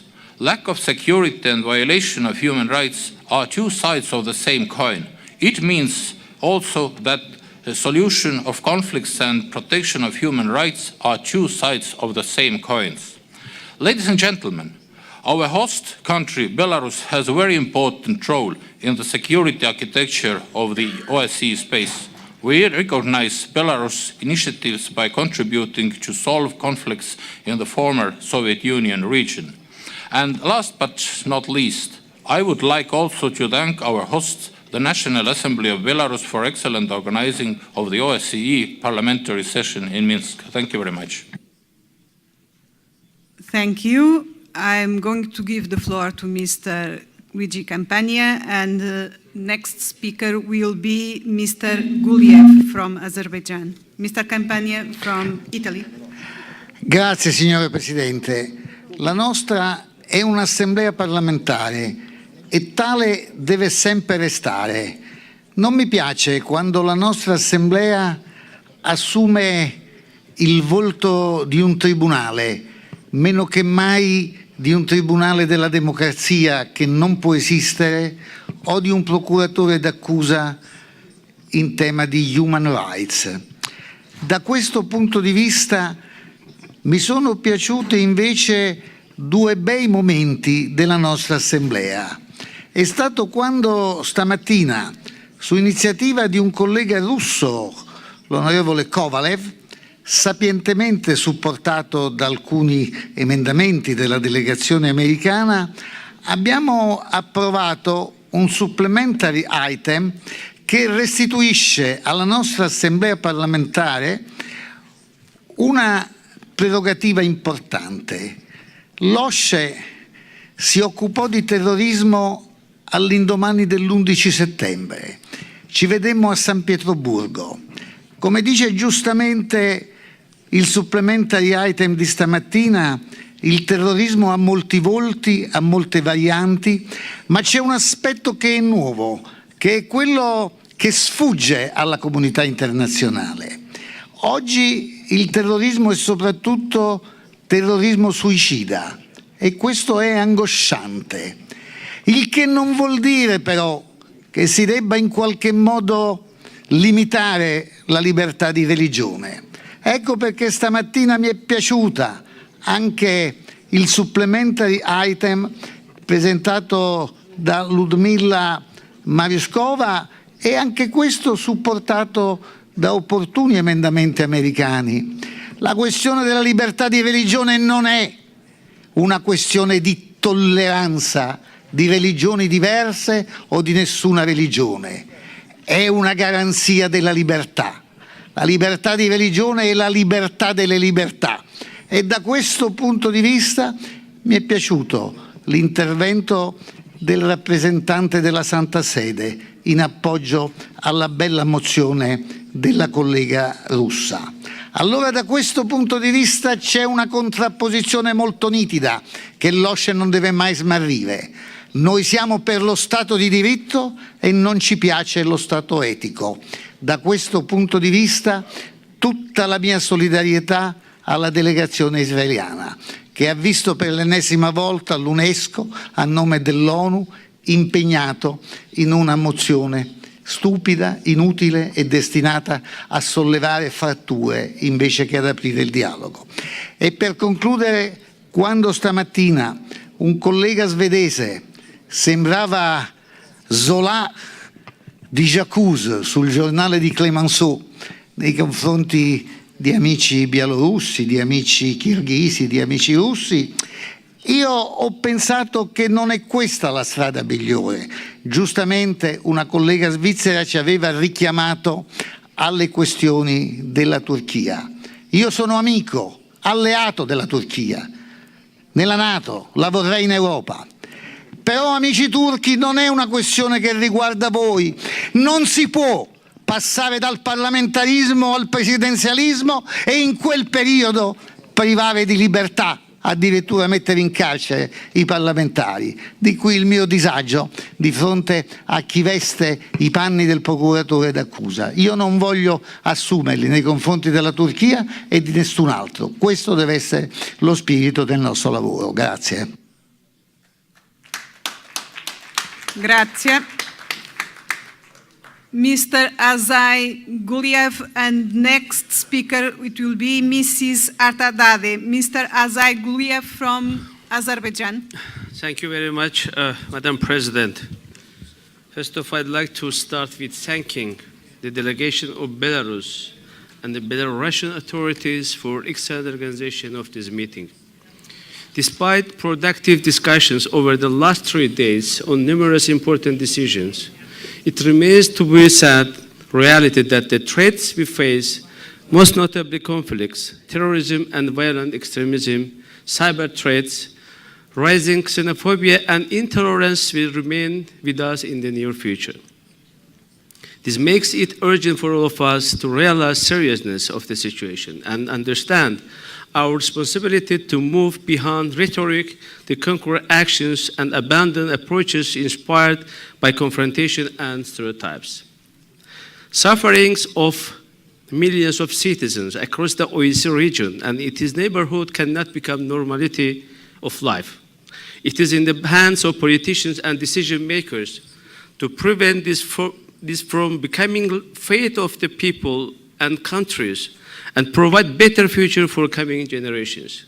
Dear colleagues, at this critical time, guiding principles enshrined in the Helsinki Final Act is the recipe for fostering security and stability in our shared region through genuine dialogue and cooperation. The Helsinki Final Act principles should not be subject to revision as they are non-negotiable. The principles are valid if and only if they are applied unreservedly without any double standards, geographic, political, or any other preferences. In this regard, attempts of misinterpretation or selective application of the Helsinki principles can erode the fundamental basis of interstate relations in the OSCE area. If not reversed and resolutely rejected, we should act in solidarity in response to violations of our shared principles and commitments. In many respects, the Assembly succeeded to neutralize attempts to undermine its intentions to redefine the philosophy of Helsinki Final Act. I am confident that many decisions we took here in Minsk will be significant contribution to overall efforts improve security environment in our shared region. In order to make it happen, our efforts both at national and international levels should be strengthened to translate our decisions into concrete actions. In the meantime, recommendations of the Assembly should be taken into account in activities of the government side of the OSCE. It is in this context that I reiterate the necessity of increased coordination and cooperation between the Assembly and the OSCE, including its relevant structures and formats. It is within the understanding that I call for increased efforts to improve efficiency and effectiveness of the Assembly, including through strengthening role and activities of special representatives and coordinators, and better integrating their work into activities of OSCE. Thank you, Madam President. Thank you. We have a change in our speakers list. I'm going to give the floor to Mrs. Fatma Madu from Albania, and the next speaker, it will be Mr. Atis Lejings from Latvia. Thank you, Madam Chairman. I haven't decided to change my sexual position yet. I'm Mr. Fatma Madu from Albania. Okay, it was not clear. Okay. And I want to thank the OSCE Parliamentary Assembly for observing the elections in Albania, and especially for addressing the issues of last June elections, quoting a widespread allegation of vote buying and pressure on voters detracted from public trust in the electoral process. We have seen a situation that some people connected with organized crime have gained more votes than organized political parties. And unfortunately, this makes the situation very concerning. It might change from political and government corruption to tendency to corrupt the society. And we need your help and support to work ruling party and opposition on electoral reform and constitutional reform as well. On my way to Minsk, I was reading an article about baby killers. It was very troubling. It was an article about kids that were taken to the ISIS schools and training camps. Thousands of them are brainwashed. Some of them already have committed killing of the kuffars, so-called non-believers. ISIS might be crumbling, but thousands of children that are brainwashed could terrorize us for years. The question is that many of them are already in Europe, but can they be rehabilitated in Europe, in Syria, and the other places? By saying that, let me have your attention about the Balkans and security challenges there. The Balkan countries are facing a series of problems. Geopolitical rivalry is stoking tensions in the region. EU membership remains the main goal for Balkan countries, but EU fatigue on new member states has raised a lot of skepticism. Turkey has become more present in promoting its interest. US wants to incorporate Balkans into NATO.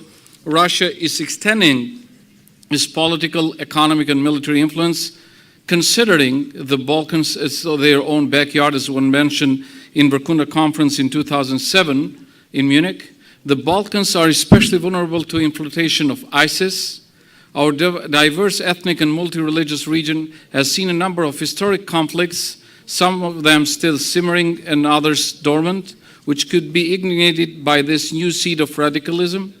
Most of the states in the region have a very unstable political situation, weak institutions and security institutions, stretched thin by economic crisis, political infights, corruption, and the increasing numbers of refugees and migrants trying to get to EU.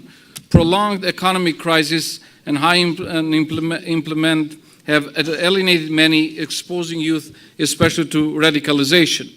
The increased return and presence of fanatical foreign fighters of ISIS returning is a serious and immediate threat.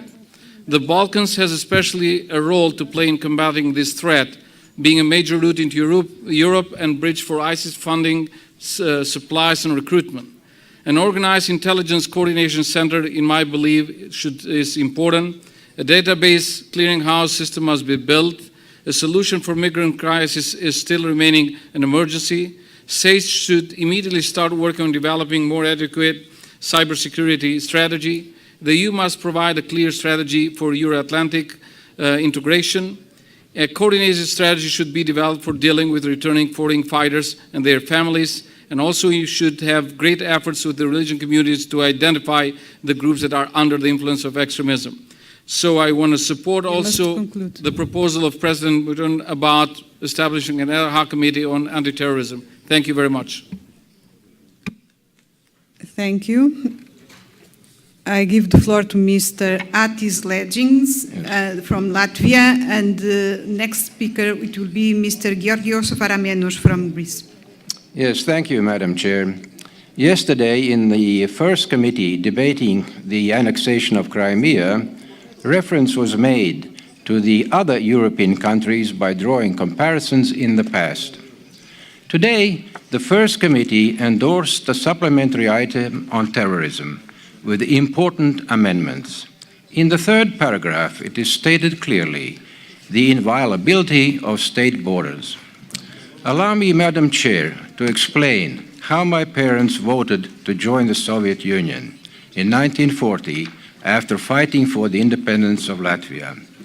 When I was a boy, I asked them why, and they replied, "You were on the way, son, to join your older brother and your sister in our family." Russian troops were everywhere. We had to accommodate an officer's family in our apartment. Also, the KGB were everywhere. We no longer knew who to trust. People were suddenly disappearing. Fear, Atis.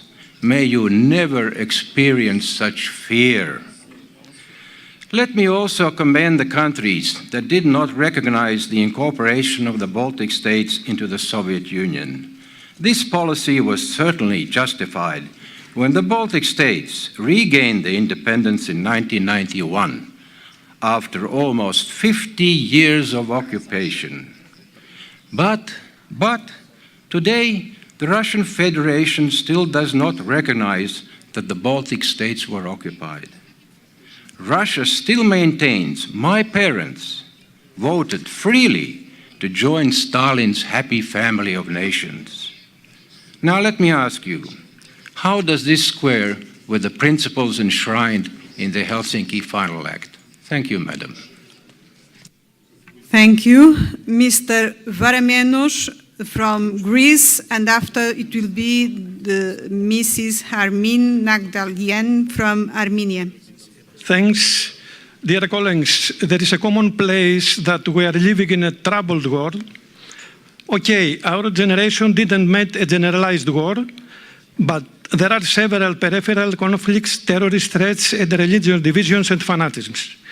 In Balkans, old demons and fears are reviving, and the broader Mediterranean and Middle East became a protracted and complicated battleground with an unprecedented flows of migrants, the biggest after World War II. Our country, Greece, despite economic difficulties, wants to be and really is an island of stability in the region. We believe in building collaboration as we made with Egypt, Cyprus and Israel, not to confront other countries or blocs, but with a strong willingness to broader collaboration for benefit of peace and prosperity. We want to collaborate with our neighbor Turkey and made an enormous effort to find a solution in Cyprus problem, but unfortunately we didn't meet the same political will from the other side of the table. We want to hope that this is not the end of the road. We strongly believe that there is no place for tensions or threats or nervous reactions or regression to all grandeurs and overall for a revisionism of the international pacts. Regarding to the north of us, we believe that the late political change in the former Republic of Macedonia opened a road for further cooperation and solution in any difference with our neighbor country. Concluding, I want to stress that building local cooperations is an important contribution in enhancing the peace and prosperity perspectives at international level. Greece has welcomed and supported the newly launched structured dialogue on the current and future challenges and security risks in OSCE area. The OSCE activities in migration crisis was a great initiative. Let's to continue in the same way, to strengthen our voice in order to persuade governments to do more on this field. It's time to do that in order to convince people that we can to express genuinely their will and to minimize the distance between us and them. Otherwise, there will be a big crisis of the representation. That means a crisis of democracy and strengthening of anti-democratic forces. I hope that will be the opposite, will happen the opposite. Thank you for listening. Thank you. Mrs. Armeni Nagdalyani from Armenia. And the next speaker, it will be Mr. Luc Berthold from Canada. Thank you, Mrs. President. I would like to start by thanking our Belarusian hosts for their excellent hospitality and arrangements which created necessary conditions for our joint work. It was first time I was attending this esteemed gathering of parliamentarians, and I am happy to share with all of you my assessment of our joint work. We parliamentarians need to show that OSCE Parliamentary Assembly is relevant to the challenges we are facing today. And this relevance is determined by three very simple points. First, Do we react timely and impartially to urgent security issues? Second, when we claim that OSCE commitments and principles are violated, do we lead by example, at least in our resolutions, or we downplay and disregard those basic principles as well? Third, are we able to use this platform for building confidence, at least in the perception that we parliamentarians are part of solution rather than problem? I leave this important gathering with not clear-cut answer. The declaration we have adopted did not sufficiently address very urgent issues. For instance, the urgent need to address recent and continued escalation on the line of contact in the Nagorno-Karabakh conflict area was not reflected in the resolution, along with the necessity of implementation already agreed measures of the escalation. These measures are important because they would give opportunity to the OSCE to be on the ground in the conflict area and verify accusations of ceasefire violation. Instead of initiating blame game and promoting one-sided propaganda, we should create a framework of accountability and transparency of actions of the parties to the conflict. Second, we are truly disappointed that persons who have been chosen by us to assess violation of OSCE commitments in drafting resolutions openly downgrade principles of Helsinki Final Act by calling, for example, equal rights and self-determination of people as difficult principle. This is an open invitation to non-compliance, since any OSCE commitments and principles can be seen by others as a difficult one. Conflicts are generally not easy and difficult. Hence, if we want to be seen as useful mechanism in conflict-related issues, we should not revise OSCE principles, which are not easy or difficult, but are of equal force. We remember that the parliamentarians played essential role in establishing ceasefire in 1994. Then Bishkek Protocol was signed by the heads of parliament and government of Nagorno-Karabakh, Azerbaijan and Armenia. Parliamentarians altogether can bring added value to peace, not to war. Let's remember this. Thank you. Thank you. Mr. Luc Berthold from Canada, and the next speaker it will be Mrs. Laura Castel from Spain. Merci, Madame la Présidente. D'abord, je tiens à féliciter d'entrée de jeu la présidence de l'OSCE pour la qualité de nos travaux ici à Minsk, de même que tous les membres du personnel de l'Assemblée parlementaire de l'OSCE. Je veux aussi remercier nos hôtes de Biélorussie pour l'accueil et tous ces jeunes volontaires qui nous ont accompagnés depuis notre arrivée. L'Ukraine a occupé une place importante de nos délibérations dans le cadre de cette 26e Assemblée annuelle. J'aurais aimé ne pas avoir à parler du sujet, mais la position de la Russie en Ukraine est inacceptable et surtout contraire aux engagements de l'OSCE et au droit international. En tant que parlementaires, nous devons continuer à condamner les actes illégaux et illégitimes de la Russie. Dans les forums internationaux comme la présente Assemblée, il est de notre devoir de continuer tant que la crise ne sera pas résolue. Mon pays, le Canada, entretient une bonne relation avec l'Ukraine, une relation qui a notamment été enrichie en 2016 par la signature d'une entente de libre-échange qui créera de nouvelles possibilités pour les entreprises des deux pays. Notre relation s'est intensifiée avec la crise actuelle. Nous avons adopté cette semaine un point additionnel pour le rétablissement de la souveraineté et de l'intégrité territoriale de l'Ukraine. Dans ce document, il est mentionné à plusieurs reprises qu'il faut se mettre à l'action. Le Canada a imposé des sanctions ciblées contre 305 entités et particuliers russes et ukrainiens.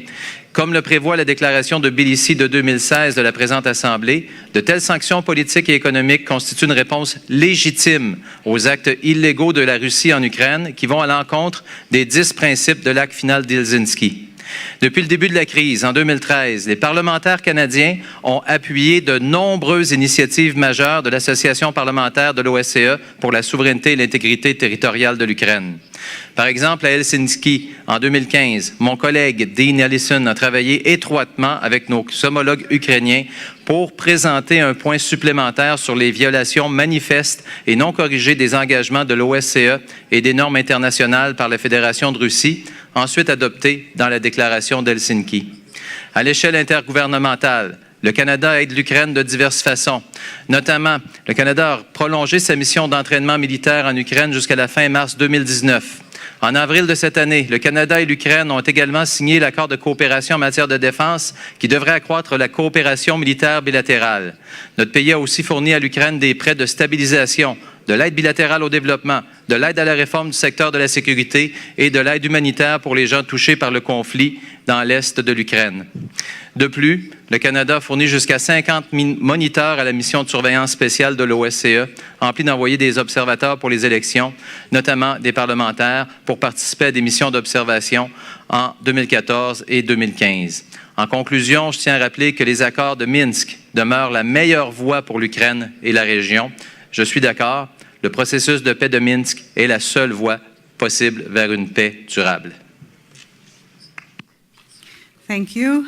Mrs. Laura Kastel, and after it will be Mr. Petro Tolstoy from Russia Federation. Mrs. Laura Kastel from Spain. Gracias, Presidenta. En esta sesión se nos ha invitado a discutir cómo podemos reforzar la confianza y la cooperación mutua para la paz y la prosperidad en nuestra región. Aprovecho para felicitar a los ponentes y a los colegas por su excelente trabajo. Para fortalecer el proyecto OSCE y reafirmar el componente democrático y la legitimidad es imprescindible el compromiso. Y para conseguir el compromiso y la legitimidad es necesario respetar la voluntad popular expresada en las urnas. En 2015, Cataluña votó mayoritariamente a fuerzas políticas favorables a la independencia. De hecho, más del 80% del pueblo catalán ha manifestado querer resolver este conflicto político mediante un referéndum acordado con el gobierno español. Sin embargo, y a pesar de las peticiones enmarcadas en movilizaciones masivas, pacíficas y repetidas y con la participación de millones de ciudadanos, el gobierno de España se niega a acordar este referéndum. Ante esta reiterada negativa, el Gobierno de Cataluña convocó una consulta participativa sin consecuencias jurídicas, solo para dilucidar la voluntad de los catalanes. Participaron 2.300.000 personas y más del 80% votaron a favor de la independencia. La reacción de las instituciones españolas ha sido no el acuerdo de un referéndum, sino la exigencia de responsabilidades penales a miembros del Gobierno de Cataluña elegidos democráticamente, que solo cumplían el cometido electoral por el que fueron elegidos. Y la exigencia de responsabilidades penales a la presidenta y a los miembros de la mesa del Parlamento por facilitar el debate en sede parlamentaria, violando las prerrogativas parlamentarias y los derechos de libertad de opinión, libertad de expresión y representación política. El Defensor del Pueblo ha emitido un informe en que analiza la regresión en España de los derechos humanos, la violación de la libertad de expresión de los representantes electos y de la separación de poderes. Les animo a leérselo. Apreciados colegas, el rol de los parlamentos nacionales y el de la Asamblea Parlamentaria de la OSCE no pueden ser garantizados si los derechos políticos y las libertades fundamentales tampoco lo están. Los catalanes queremos votar y bajo ninguna circunstancia votar debería ser considerado un acto ilegal. Al contrario, si nos creemos el proyecto de la OSCE, votar debe ser considerado un derecho fundamental. De hecho, la Constitución española no prohíbe este camino y el gobierno catalán desearía un referéndum acordado con el gobierno español. Pero esta vía política está cerrada. A pesar de esta constante negativa, el gobierno de Cataluña, con el apoyo de la mayoría parlamentaria, ha decidido llevar a cabo el referéndum. Y el próximo 1 de octubre los catalanes tendremos la oportunidad de decidir si nos queremos quedar en España o construir un Estado independiente. ¿Por qué votar para un demócrata no puede ser nunca considerado un acto ilegal? Muchas gracias. Gracias. The next speaker is Mr. Petro Tolstoy from Russian Federation, and after I will give the floor to Mr. Victor Viorel Punta from Romania. Благодарю вас, госпожа председатель. Хочу начать с благодарности организаторам этой сессии и с благодарности коллегам, которые сегодня участвовали вместе с нами в работе над двумя резолюциями, предложенными Российской Федерацией по усилению борьбы с терроризмом и недопустимости религиозной дискриминации. Считаю, что эти две темы, безусловно, важны для нашей организации. Две резолюции, которые рассматривались на этой сессии, российская делегация категорически не будет поддерживать. Это резолюция о так называемом восстановлении суверенитета Украины и резолюция о положении в Восточной Европе. Как ни странно, эти документы связаны между собой конфронтационной риторикой и такой попыткой в ультимативной форме давать уроки другим странам. Напоминаю о несоответствии такого стиля принципам ОБСЕ. Хочу также напомнить нашим украинским и грузинским коллегам, которые выступили с прямыми нападками в адрес моей страны, что все проблемы с их территориальной целостностью начались с того, что именно их правительства нарушили конституцию своей страны, а после этого применили военную силу против своего народа. А такие вещи не забываются. Поэтому для восстановления положения, я думаю, что должно пройти не 100 лет в Грузии и на Украине. На этой ассамблее мы часто слышали призывы вернуть Крым. Их, конечно, можно продолжать еще долго, лет 20-30, пока не надоест, но Крым есть и будет всегда частью Российской Федерации. По-другому не будет, потому что так решил народ Крыма после государственного переворота 2014 года на Украине, и он ясно высказал свою волю. Нас не перестают удивлять двойные стандарты наших коллег, по мнению которых население албанцев Косово имеет право на самоопределение, а народы Крыма и Донбасса такого права лишены. С какой стати? Хочу также предостеречь уважаемых коллег-избранников народов европейских стран от строительства новой Берлинской стены по отношению к России. Отказ слышать аргументы одного из участников, мне кажется, не пойдет на пользу Ассамблеи.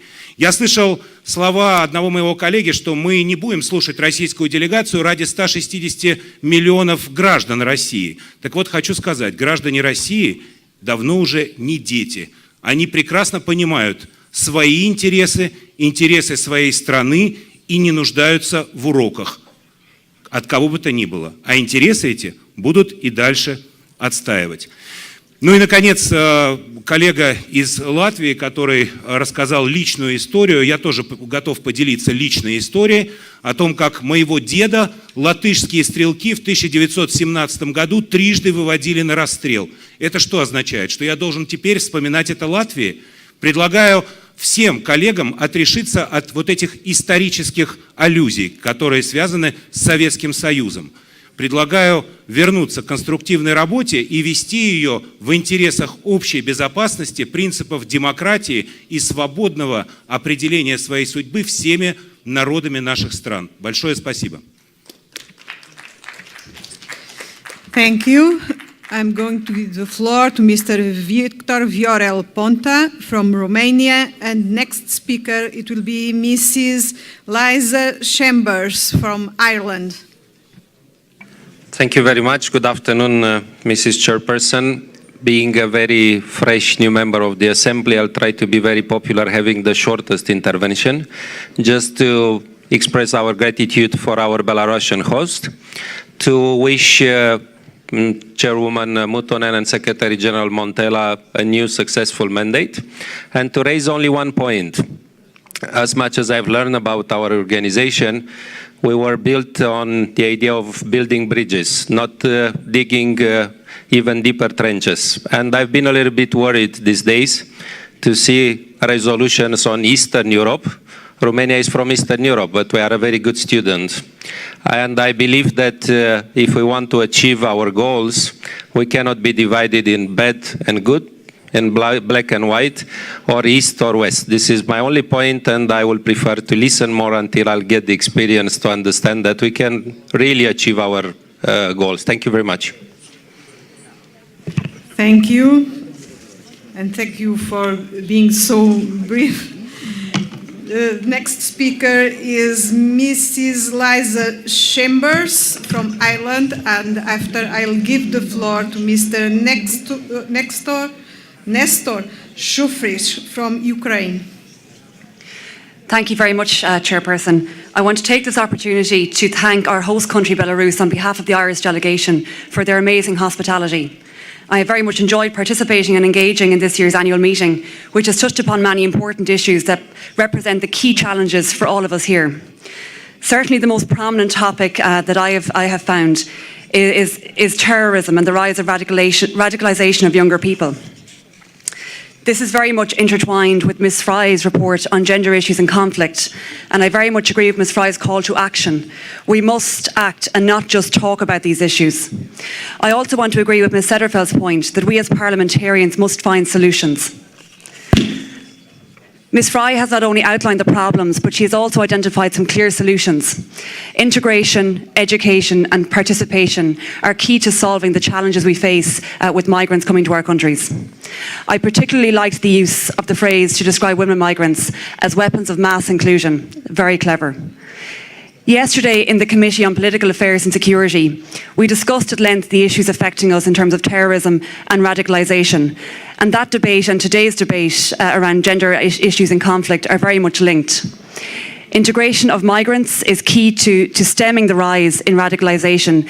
If we push migrants to the edges of our society, we create a perfect breeding ground for that radicalisation of younger people who may feel that they and their families have been mistreated. The point made by Ms. Fry that children from marginalised groups who have been badly treated by their host country can go on to become radicalised highlights that conflict can transcend generations and continue to bed into communities. This is why it is so important to increase female participation in peace negotiations and ensure a sustainable and workable solution throughout in a timely manner. I am heartened also to hear discussions today include an element of reflection on how we as an organisation are measuring up. Are we satisfied that we as an organisation are doing enough to get our own house in order in terms of gender balance and female participation at the highest levels? I think in this aspect we can certainly do better. I think as an organisation also it's important for us to consider and discuss, in light of our fight against terrorism, the impacts on our fundamental freedoms, in particular our right to privacy and freedom of expression. Due to the fight against terrorism, we certainly do limit these rights that we have for many years fought to gain. Take, for example, in fighting cyber threats. Are we okay to have our private emails, phone calls and text messages collected and possibly viewed by states and worse again, other states? Perhaps it's the price that we have to pay, but certainly it's a conversation worth having. My concern is that in the fight against terrorism, we will limit our own rights, and that maybe we need to talk about this now rather than wait till later. I don't want to see us changing the way that we live so much, and it seems a conversation that we're not having. The response in all aspects must be proportionate. And in limiting citizens' rights is a slippery slope. We as citizens place a lot of trust in our states not to overstep the mark. Thank you. Thank you. Next speaker is Mr. Nestor Shufrish from Ukraine, and after I'll give the floor to Mr. Sofio Katsarava from Georgia. Thank you, Madam Vice President. Сегодня в Минске я хотел бы поблагодарить минское руководство за предоставленную для Украины площадку, на которой работает контактная группа. Сегодня, наверное, будет символично, если я донесу до сведения всех нас и тех, кто будет ознакомлен с результатами работы парламентской ассамблеи в Минске, ОБСЕ, что 2 июля 2014 года должна была состояться первая встреча контактной группы именно в Минске, после того, как 30 июня украинским руководством было принято решение выйти из режима перемирия, к организации которого я имел непосредственное участие со своим другом Виктором Медведчуком, когда мы организовали две первые встречи контактной группы ОБСЕ в Донецке 23 и 27 июня. Количество погибших было 74 и действовало перемирие. После того, как 30 июня украинское руководство дало приказ идти в атаку, открыла дорогу для военного решения этого конфликта. 1 июля господин Штайнмайер прислал свернуть военную операцию и сесть за стол переговоров. Вот тогда и возникла идея встретиться в Минске. Подчеркиваю, 2 июля 2014 года. К сожалению, прошло 7 месяцев, и 12 февраля 2015 года были подписаны Минские соглашения. Я тогда на нашей Венской сессии высказал глубочайшую обеспокоенность и сомнений в том, что эти соглашения будут реализованы. На сегодняшний день погибших официально, согласно данным ООН, более 20 тысяч. Приблизительно половина погибла с одной стороны баррикады, где в Донбассе проживает сегодня чуть более 3 миллионов. Вторая половина – это 10 тысяч наших граждан, согласно официальных данных, хотя согласно данных разведки их 50 тысяч. А некоторые аналитики говорят о 70 тысячах погибших. Так вот, остальная часть легла на 40-миллионную Украину. Концентрация горя на Донбассе в 10 раз больше, чем на остальной территории Украины. Конечно, это все горе, но на Донбассе оно ощущается намного тяжелее. И там украинцы, и с другой стороны украинцы, в основном гибнут граждане Украины, независимо от того, на каком языке они говорят. И я сочувствую всем семьям погибших, и не единожды это делал, и призвал Верховный Совет Украины минутой молчания почтить память погибших. Безусловно, сегодня мы надеемся на то, что после встречи Макрона, Меркель и Путина, после вчерашней встречи Трампа с Путиным, будет оказано давление на украинскую власть в части выполнения Минских соглашений, которые выписаны и утверждены 17 февраля соответствующей резолюцией Совета Безопасности ООН и обязательны для выполнения с украинской стороны. Необходимо принять законы, которые может принять только Украинская Верховная Рада, подчеркиваю. Ни Конгресс США, ни Госдума, ни Национальное собрание Белоруссии, а именно Верховная Рада Украины. Это продлить закон про амнистию, который был принят, кстати, еще до Минских соглашений, внести реальные изменения в Конституцию, которую украинская власть обязалась сделать, принять соответствующий закон про выборы на Донбассе и про статус в этом регионе. Сегодня жители Донбасса очень далеки от Украины, к сожалению. Если в 2014 году... Some seconds only, thank you. Если в 2014 году хотели присоединиться к Украине 74% жителей Донбасса, то сегодня уже только 21%. На Донбассе созданы институты государственной власти, собственная пенсионная система, только потому, что украинская власть блокирует этот регион.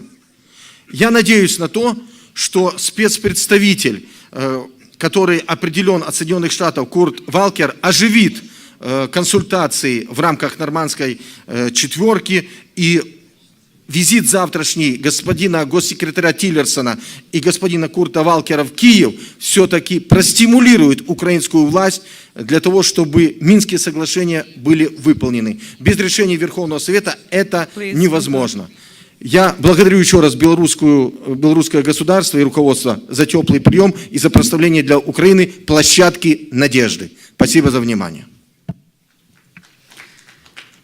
The floor now is for Mrs. Sofia Katsarova from Georgia, and the next speaker it will be Mrs. Marietta Tidei from Italy. Thank you, Madam President. I would like to echo my colleagues' words of appreciation and would like to extend my sincere gratitude to our Belarusian colleagues for their hospitality and excellent organization of this event. The OSCE is facing serious challenges stemming from existing conflicts, terrorism, violent extremism, forced displacement, cybercrime, to name the few. And we have discussed these important issues over the last few days during this assembly. In the face of ongoing violation of the OSCE principles and commitments against the sovereignty and territorial integrity of the participating states, we are falling far behind in achieving comprehensive concept of security. While Georgia is committed to continue its contribution to the security and stability of the region and beyond, yet Georgia has been and remains the target of aggression by another participating state. Despite Georgia's peaceful policy and constructive engagement in the Geneva international discussions co-chaired by the OSCE, the Russian Federation continues the process of factual annexation and militarization of Georgia's occupied territories. These activities are in breach of the fundamental principles of the international law as well as Russia's international obligations, first and foremost of the EU-mediated 12 August 2008 ceasefire agreement. Herewith, I would particularly like to draw your attention to the grave human rights situation in the occupied Abkhazia and Trinvali regions. Our compatriots residing in these regions are deprived of fundamental rights and freedoms, including the right to education in their native language, the right to freedom of movement, and the right to health. As we speak, the Russian Federation continues to illegally install so-called border signs along the occupation line. The illegal and artificial hardening of the occupation line divides families, separates children from their schools, farmers from their land, and the sick and elderly from medical facilities. Furthermore, this is accompanied by illegal detention and abduction of innocent civilians who wish to live in peace and go about their daily lives. The international community cannot turn a blind eye to this and must remain vigilant and vocal to the situation for the people in the occupied territories, continue to monitor and assess the ongoing developments. And I'm not going to respond to the comments of the head of the Russian delegation, as I believe everybody in this hall is aware of where the truth lies. However, despite the challenges we face, we believe the OSCE provides an important platform facilitating dialogue and finding ways for overcoming these issues, and I believe to this end the parliamentarians play an important role. I started by mentioning some of the existing and emerging security challenges we face as an organization. Georgia stands ready to work with all our partners, both bilaterally and in regional formats such as OSCE-PA, to seek opportunities to advance our cooperation and work together to find solutions and tackle the threats that we share. We are all working for a stable, more secure world, and we can only achieve this by working together. Thank you. Thank you. Mrs. Marietta Tidei, the floor is yours, and next speaker it will be Mrs. Margareta Sederfeld from Sweden. Sì, grazie Presidente. Anch'io desidero ringraziare la delegazione bielorussa per l'efficiente organizzazione della sessione e anche per il calore, la calorosa ospitalità con la quale ci ha accolto, e desidero altresì complimentarmi con la Presidente Muttonen e con la tesoriera Doris Barnett per questa nuova comunque elezione. Ma vedete colleghi, io credo che le sfide che ci attendono sono molteplici, dalla crisi ucraina ai conflitti protratti, alla lotta al terrorismo, alle migrazioni. Abbiamo parlato tanto in questi giorni. Io purtroppo prevedo che alcune crisi si aggraveranno, penso per esempio a quella dei flussi migratori, se l'impostazione nella gestione dei flussi non verrà radicalmente cambiata.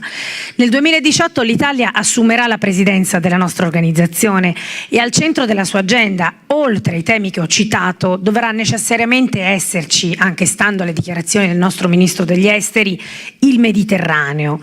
E io vorrei proprio in questa sede citare il nostro Presidente del Consiglio, Paolo Gentiloni, che più volte ha usato la suggestione di una nuova Helsinki per il Mediterraneo, non solo per una gestione più efficiente dei flussi migratori, ma anche in chiave di stabilizzazione dell'intera area. Noi tutti sappiamo, proprio parlando di migrazioni, ma anche di lotta al terrorismo, quanto è importante la stabilizzazione dell'area mediterranea.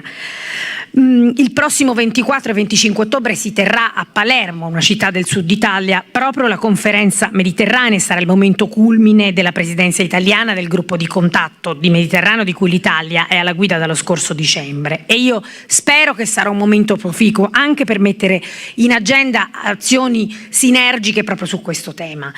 L'OSCE nella sua dimensione governativa ha svolto un ottimo lavoro, soprattutto da parte della rappresentante speciale antitratta nel contesto dei flussi migratori, e un lavoro importante è stato svolto anche nella formazione di magistrati, della polizia, della società civile, dei partner mediterranei proprio sul contrasto al traffico degli esseri umani.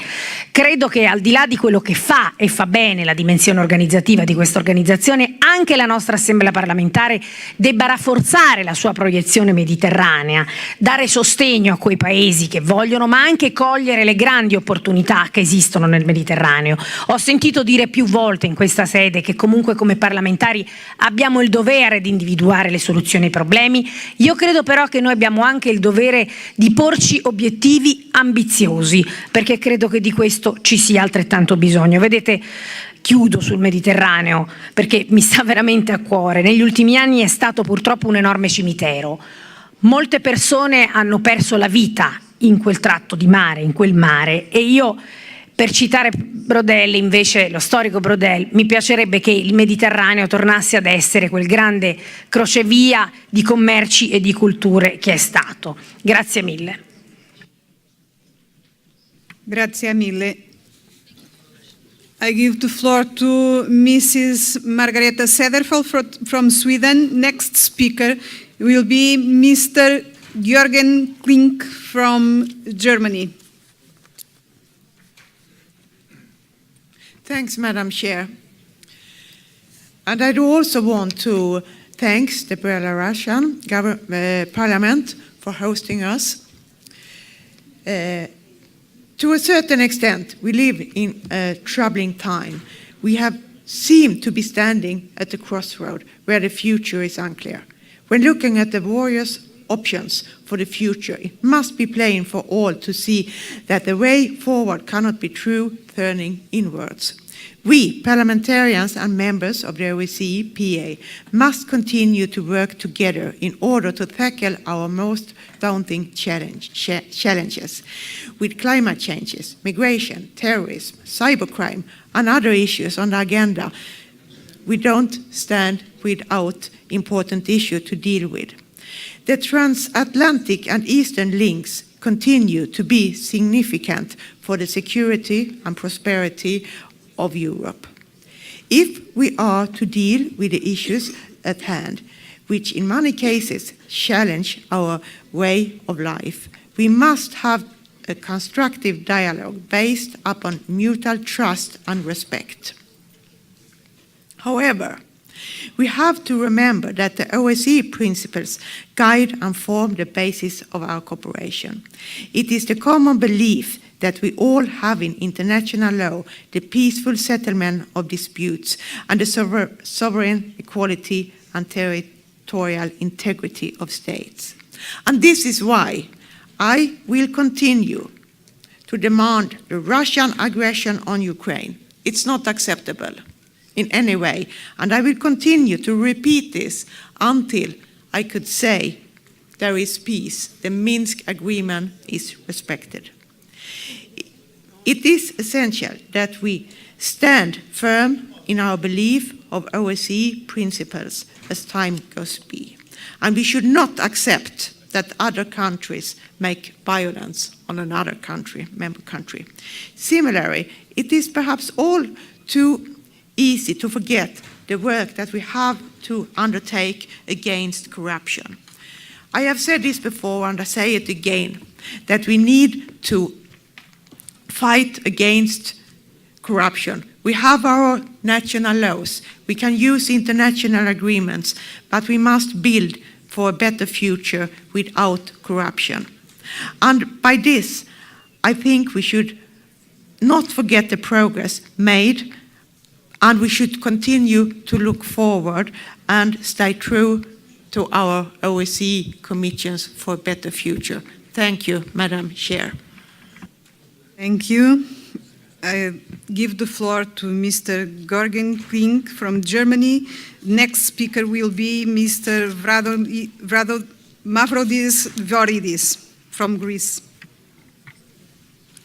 Frau Vorsitzende, liebe Kolleginnen und Kollegen, in unserer Debatte geht es um die Verstärkung des Vertrauens und der Zusammenarbeit in der OSZE-Region. Dieser Wiederaufbau des Vertrauens ist bitter nötig, denn die Welt ist ein Stück aus den Fugen geraten, wie es der damalige Außenminister Frank-Walter Steinmeier, unser jetziger deutscher Bundespräsident, anlässlich des deutschen OSZE-Vorsitzes im vergangenen Jahr gesagt hat.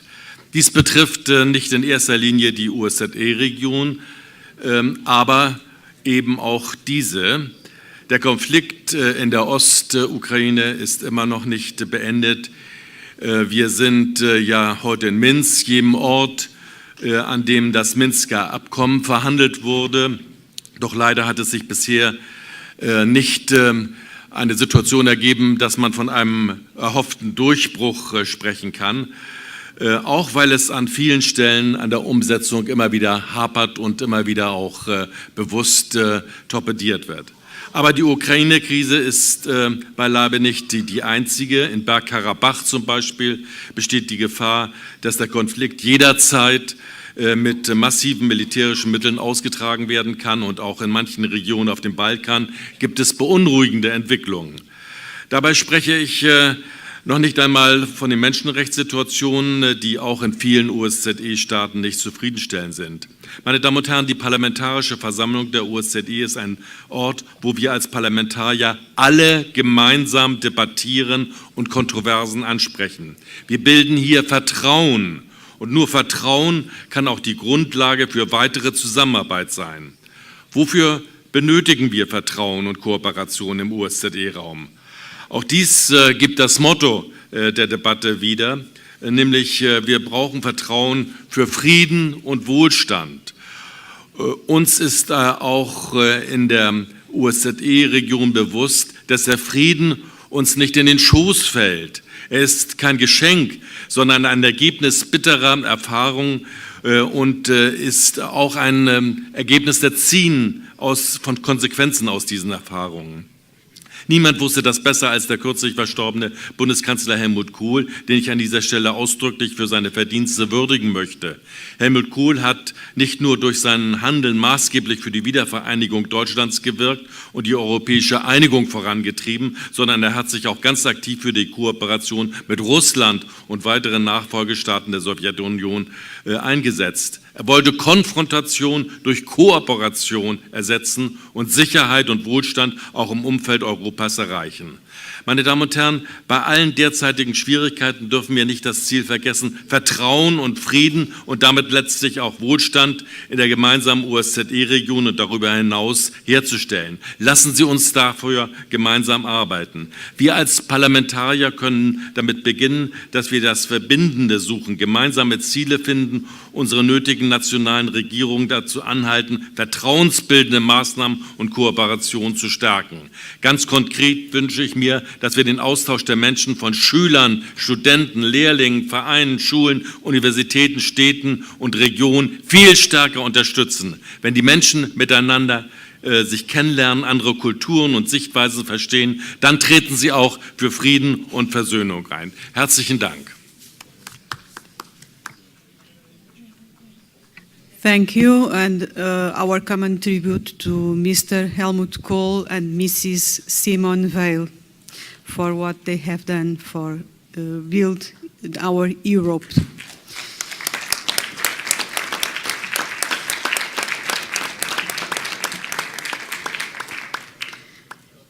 Next speaker is Mr. Mavrodis Voridis from Greece, and after I'll give the floor to Mr. Nikolai Rysak from Russian Federation. Thank you very much. Dear colleagues, as we were convening, we had some very unfortunate and sad news, and that is that the conference on Cyprus could not arrive at a positive outcome. We are quite sad to hear that news. We really think that the conference was an excellent opportunity and occasion to arrive at a positive result which would end the occupation of a part of Cyprus, the northern part of Cyprus, and could arrive at the reunification of the island. At that point, it must be stressed that we will continue and we will intensify our efforts to arrive at a solution. But it is very important that the Turkish side will understand and will agree at what actually are the guidelines of the General Secretary of the United Nations for a solution that will not have the anachronistic institution of guarantees. This takes us back to the old imperialism, that will obviously will not have Turkish troops in the island, and at the end of the day, that it will allow the right, will not allow any right of intervention to Turkey in an independent country or anyone else to intervene. So we just hope that this will continue in the future, and obviously we will intensify our efforts for a solution of that issue. That were the bad news, but on the other hand, on major issues that were addressed here in our assembly, although the situation is deteriorating from the point of view of the security, and I am referring to the continuous challenge of migration, which is still a big challenge and needs to be addressed, and on the horrible threat of terrorism that our countries face. On these issues, I think that here in the Assembly we have made a very serious progress. Obviously, the migratory flows will continue, and this again is a challenge that has to be addressed, and the voices of innocent people that are killed through coward terrorist attacks really demand our attentions and our answer. Now, as far as the Parliamentary Assembly, I must congratulate Filippo Lombardi for the work being done at the ad hoc committee. And I must also say something else. We had a supplementary item, which is actually a very inclusive policy item that we, from different countries and from different parties and from different political groups, we managed to arrive at an agreement. Now there is one simple question. Why can't governments adopt such positions and policies on that issue? Why we can agree in a different, very differentiated parliamentary assembly, and why governments cannot agree? And I am referring to the governmental side of the OSCE, of our organization.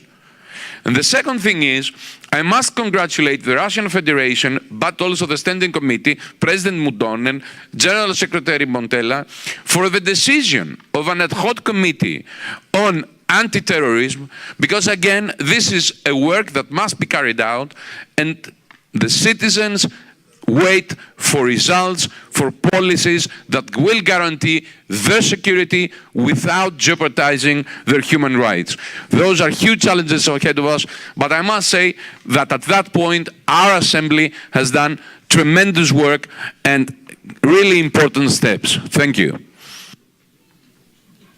Thank you. I give the floor to Mr. Nikolai Rizak from Russian Federation. Next speaker will be Mrs. Rosiana Guchagар from Malta. Большое спасибо, господин председатель, уважаемые коллеги. Я надеюсь, что выражу наши общие чувства, которые мы испытали, побывав в Большом театре Белоруссии. Я посмотрел, как истинно человеческие ценности всколыхнули чувства каждого из нас. В едином порыве мы долго аплодировали мастерам искусств. Это говорит о том, что в зале находились люди-единомышленники, у которых человеческий разум в состоянии оценить добро и зло, высокое и низкое, предательство и героизм и все другие высшие человеческие ценности. Я почему заговорил об этом сейчас? Потому что парламентская ассамблея – это та трибуна, на которую с надеждой смотрят все народы, которые в состоянии дать оценку всему происходящему, дать искренне, дать политически выверенно и грамотно. Давайте-ка порассуждаем. Вот мы говорим о проблемах терроризма, миграции, но мы не говорим и как-то стесняясь, замалчиваем, в чем истинные причины этих двух уродливых явлений 21 века. А причины известны. И истинные мастера, которые стоят за сценой, тоже известны, кто их породил. А мы сейчас с вами боимся называть, кто же все-таки виноват в том, что многие народы испытывают тяжелые испытания. Поэтому от нашей принципиальной позиции, от нашей искренности в политике зависит судьба народов, и мы должны понимать и чувствовать на себе эту ответственность. Вот сейчас мы наблюдаем за переговорами Путина и Трампа.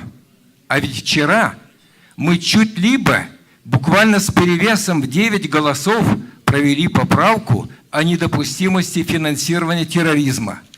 А сейчас, когда эта тема возникла на полях саммита «двадцатки», как бы мы с вами выглядели, если бы мы вчера провалили эту резолюцию? Вы представляете, где бы наше было лицо? Поэтому я думаю, что парламентская ассамблея, она должна идти впереди событий, она должна предвосхищать, она должна прогнозировать развитие политических событий и не допускать вредных последствий. Я благодарен всем, что у нас сегодня сложилась хорошая, ответственная атмосфера при обсуждении различных вопросов, но я просил бы каждого из нас еще подумать о его личной роли в истории развития человечества и в том, чтобы всегда демонстрировали и побеждали высшие человеческие качества. Благодарю за внимание. Thank you. I give the floor to Mrs. Rosiana Gutager from Malta, and next speaker it will be Mrs. Arta Dade from Albania. Madam Chair, thank you for giving me the floor. Majed Omar Zade Ansam. These are some of the unaccompanied children of Syria, victims of a bloody and devastating war that has dragged now for more than 7 years.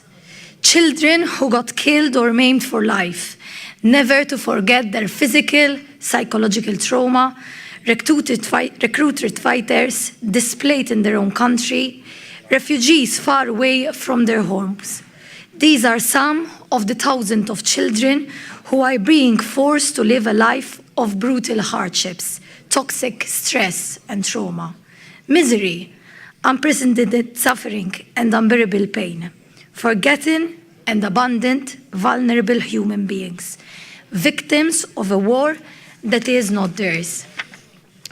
Let us spare a thought for those children who are constrained to live in constant fear of being bombed from the sky or stepping on an exploded ordnance in the street while trying to live as normal life as possible, while doing what all children should be doing, playing and cheering.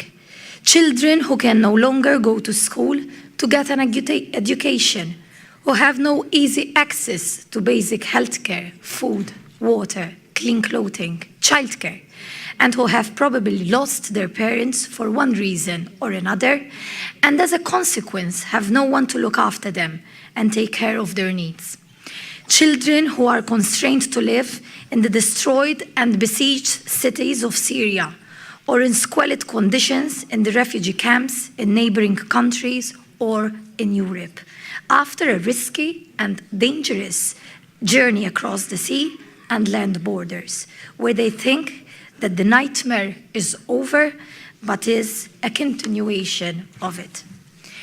I am deeply concerned not only about the physical, psychological, and emotional well-being of these children and youths, but also about their future amongst our communities, where they have no meaningful opportunities to regain their life. Let us not forget that they have a human right to seek asylum, a safer place other than their war-torn Syria. If we not heed, we will risk increasing their suffering, with some individuals risking marginalization or worse, radicalization. It is only by offering good educational opportunities and real prospects of integration that we will be creating a fair and just society. Finally, allow me to commend the invaluable humanitarian assistance that regional and also international organizations and NGOs, most notably UNICEF, are carrying out.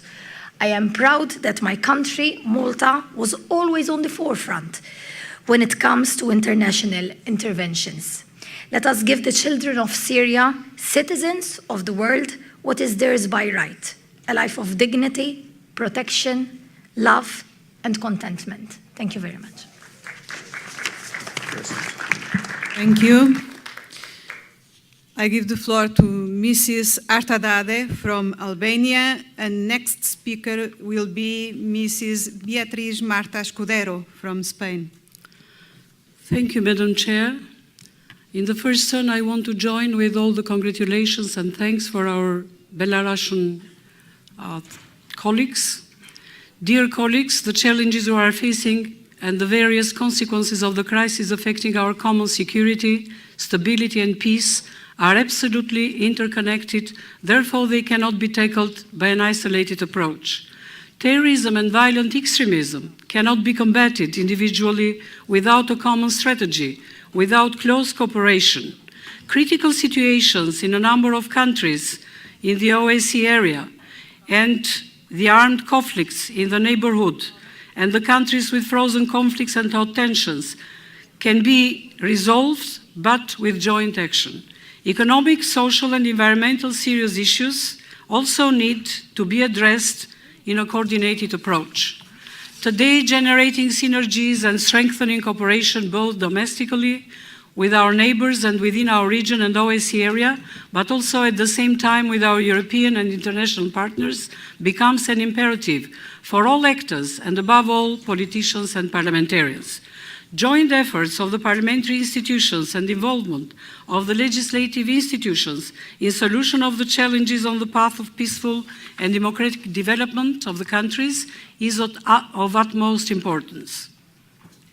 The violent extremism and terrorism asks for comprehensive action response at the global level, regionally and domestically, in order to be defeated, not only by force, but also by eradicating its roots, by eliminating marginalization, exclusion, discrimination, working with civil society, involving women as mothers, teachers, etc., and by making governments deliver and resolve social and economic problems, that will be our utmost role. As an important actor in the Balkan, Albania has been and will continue to make its contribution as a serious partner. And having said that, I want to congratulate our President for having setting up this new structure, ad hoc committee on the struggle against terrorism, and we are ready to contribute to that.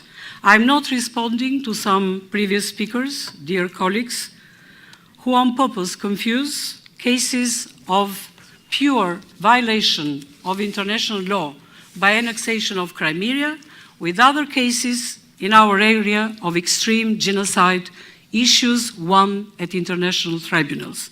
Thank you for your attention. Thank you. I give the floor to Mrs. Beatriz Marta Escudero from Spain.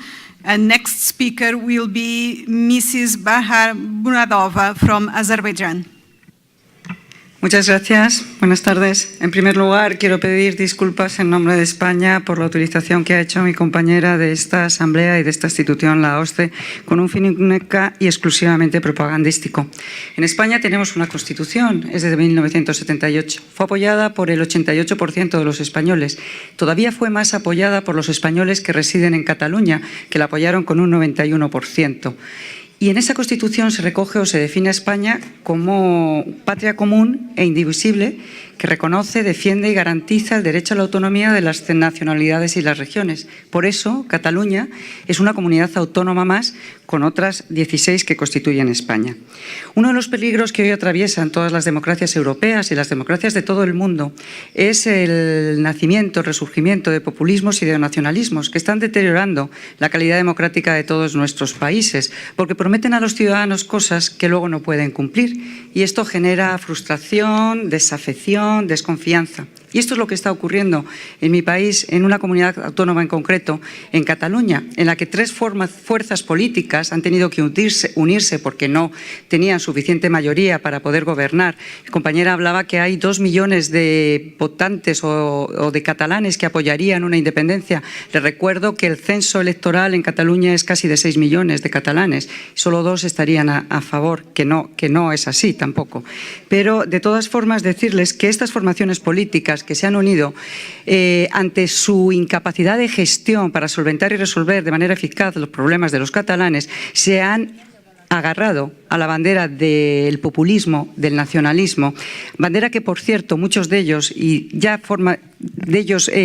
miembros del gobierno catalán, están abandonando porque saben que este camino no les lleva hacia nada. Yo quiero que a ustedes les queden claras 4 cosas. En primer lugar, que en España no hay razones ni históricas, ni políticas, ni jurídicas, ni económicas que avalen ningún referéndum de independencia. Nadie puede saltarse la ley, no porque lo digamos nosotros, sino porque lo dice la ley. En segundo lugar, que nuestra Constitución permite que esto se pueda modificar. Y para ello, en contra de lo que decía mi colega española, el Gobierno de España ha invitado al Gobierno catalán a que acuda al Parlamento para que allí expliquen y razonen cuáles son los argumentos y se debatan, porque solo en la sede de la soberanía parlamentaria, solo en la sede del Parlamento, podrá apoyarse o no esta iniciativa. En tercer lugar, lo que es el presente y el futuro de España solo decidirán los españoles, no unos cuantos ciudadanos que viven en Cataluña. Y en cuarto lugar, mi compañera, ya termino, hablaba de lo que decía el defensor del pueblo catalán que ha sido designado por el Gobierno catalán. En contra de lo que decía este defensor del pueblo catalán, he de decirles que hoy mismo la Comisión Europea para la Democracia del Consejo de Europa, que representa a muchos más países que al Gobierno catalán, ha recordado a los independentistas catalanes y al presidente del Gobierno catalán que no puede hacerse ninguna votación, que no puede hacerse ningún referéndum en contra de la Constitución española. Y esto lo único que hace es avalar y apoyar al Gobierno y al Parlamento de España. Muchísimas gracias. Gracias. I give the floor to Mrs. Mahar Moradova from Azerbaijan. The next speaker will be Mr. Emanuel Scagliucci from Italy. Уважаемые коллеги, поблагодарив наших белорусских коллег за радушный прием, я вновь хотела бы привлечь ваше внимание к последней эскалации на линии противостояния армяно-азербайджанских вооруженных сил, в результате чего убиты мирные граждане Азербайджана, в том числе 2-летняя девочка. Отрадно, что это происшествие, являющееся грубым нарушением международного права и прав человека, не осталось без внимания мировой общественности. Страны-сопредседатели Минской группы осудили это событие и расценили его как провокацию, направленную против переговорного процесса. Австрийское председательство ОБСЕ, Генсек ООН, Министерство иностранных дел разных стран, представители Европарламента, ПАСЕ, ряд парламентариев, общественные и религиозные деятели также осудили это и отметили необходимость того, чтобы такое никогда больше не повторялось. Пользуясь случаем, я хотела бы выразить благодарность всем тем, кто остался неравнодушным к подобному нарушению разделяемых всеми нами человеческих ценностей. Считаю, что наша парламентская ассамблея тоже должна выразить свою принципиальную позицию в этой связи. Это очень важно для того, чтобы избежать повторения подобного в будущем. На фоне реакции мировой общественности не может не вызвать сожаления отношения армянской стороны к этому происшествию. Заявление о том, что якобы в селе Алханлы находятся огневые точки азербайджанских вооруженных сил и что будто Азербайджан использует своих граждан в качестве мишени, являются абсурдными и указывают на опасную тенденцию. Эта аргументация известна нам еще со времен Ходжалинского геноцида. Для информации отмечу, что аккредитованные в Азербайджане зарубежные дипломаты и представители СМИ посетили подвергшееся обстрелу село Алханлы и сами стали свидетелями того, что в этом селе нет ни одной огневой точки азербайджанской армии. И то, что этот обстрел произошел в период когда проводится реконструкция села Джоджух-Марджанлы и возврат туда вынужденных переселенцев, говорит о том, что эта провокация была не случайной. Армения всячески старается предотвратить возвращение вынужденных переселенцев и преследует цель изгнать с родных мест живущие на линии фронта населения. В такое время все соответствующие структуры должны проявить ответственность и объединить свои усилия, направленные на продолжительное разрешение конфликта, с тем, чтобы остановить возможные провокации, ведущие к нежелательному развитию и без того сложную ситуацию в регионе, и вплотную заниматься с решением самой проблемы, а не только отдельными его элементами. Спасибо за внимание. Thank you very much. I'm going to give the floor to Mr. Emanuele Scagliuzzi, and it will be the last speaker for today. Grazie Presidente. Nel corso del dibattito parlamentare svoltosi in questi giorni, l'Assemblea dell'OSCE ha espresso vicinanza e sostegno all'Italia e ai paesi che stanno affrontando in prima linea i problemi legati all'accoglienza, approvando 2 risoluzioni presentate dal collega Lombardi e dal collega Plenary. Tali risoluzioni richiamano l'Assemblea dell'OSCE e i governi dell'area OSCE a sostenere la cooperazione e a condividere le migliori prassi con l'obiettivo di sviluppare un approccio coerente alla governance delle migrazioni, basato sui principi di condivisione delle responsabilità. Peccato però, signor Presidente, che ci giungono invece notizie contrastanti dal vertice ministeriale svoltosi a Tallinn, dove il ministro degli interni italiano ha ricevuto un secco no sulla ricollocazione dei migranti e sulla possibilità di aprire i porti proprio dalla maggioranza dei governi dei paesi dell'Unione Europea. L'ennesima occasione mancata quindi per l'Europa di assumersi le proprie responsabilità e per l'Italia di farsi ascoltare su questioni strategiche.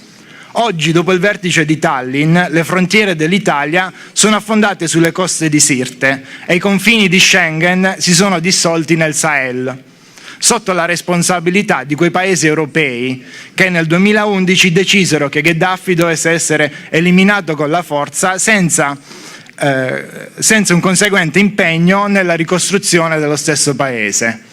Gli alleati che avviarono l'invasione della Libia a discapito degli accordi internazionali e sulla base di convenienze economiche oggi esprimono solidarietà all'Italia. Ma vi sembra credibile tutto questo?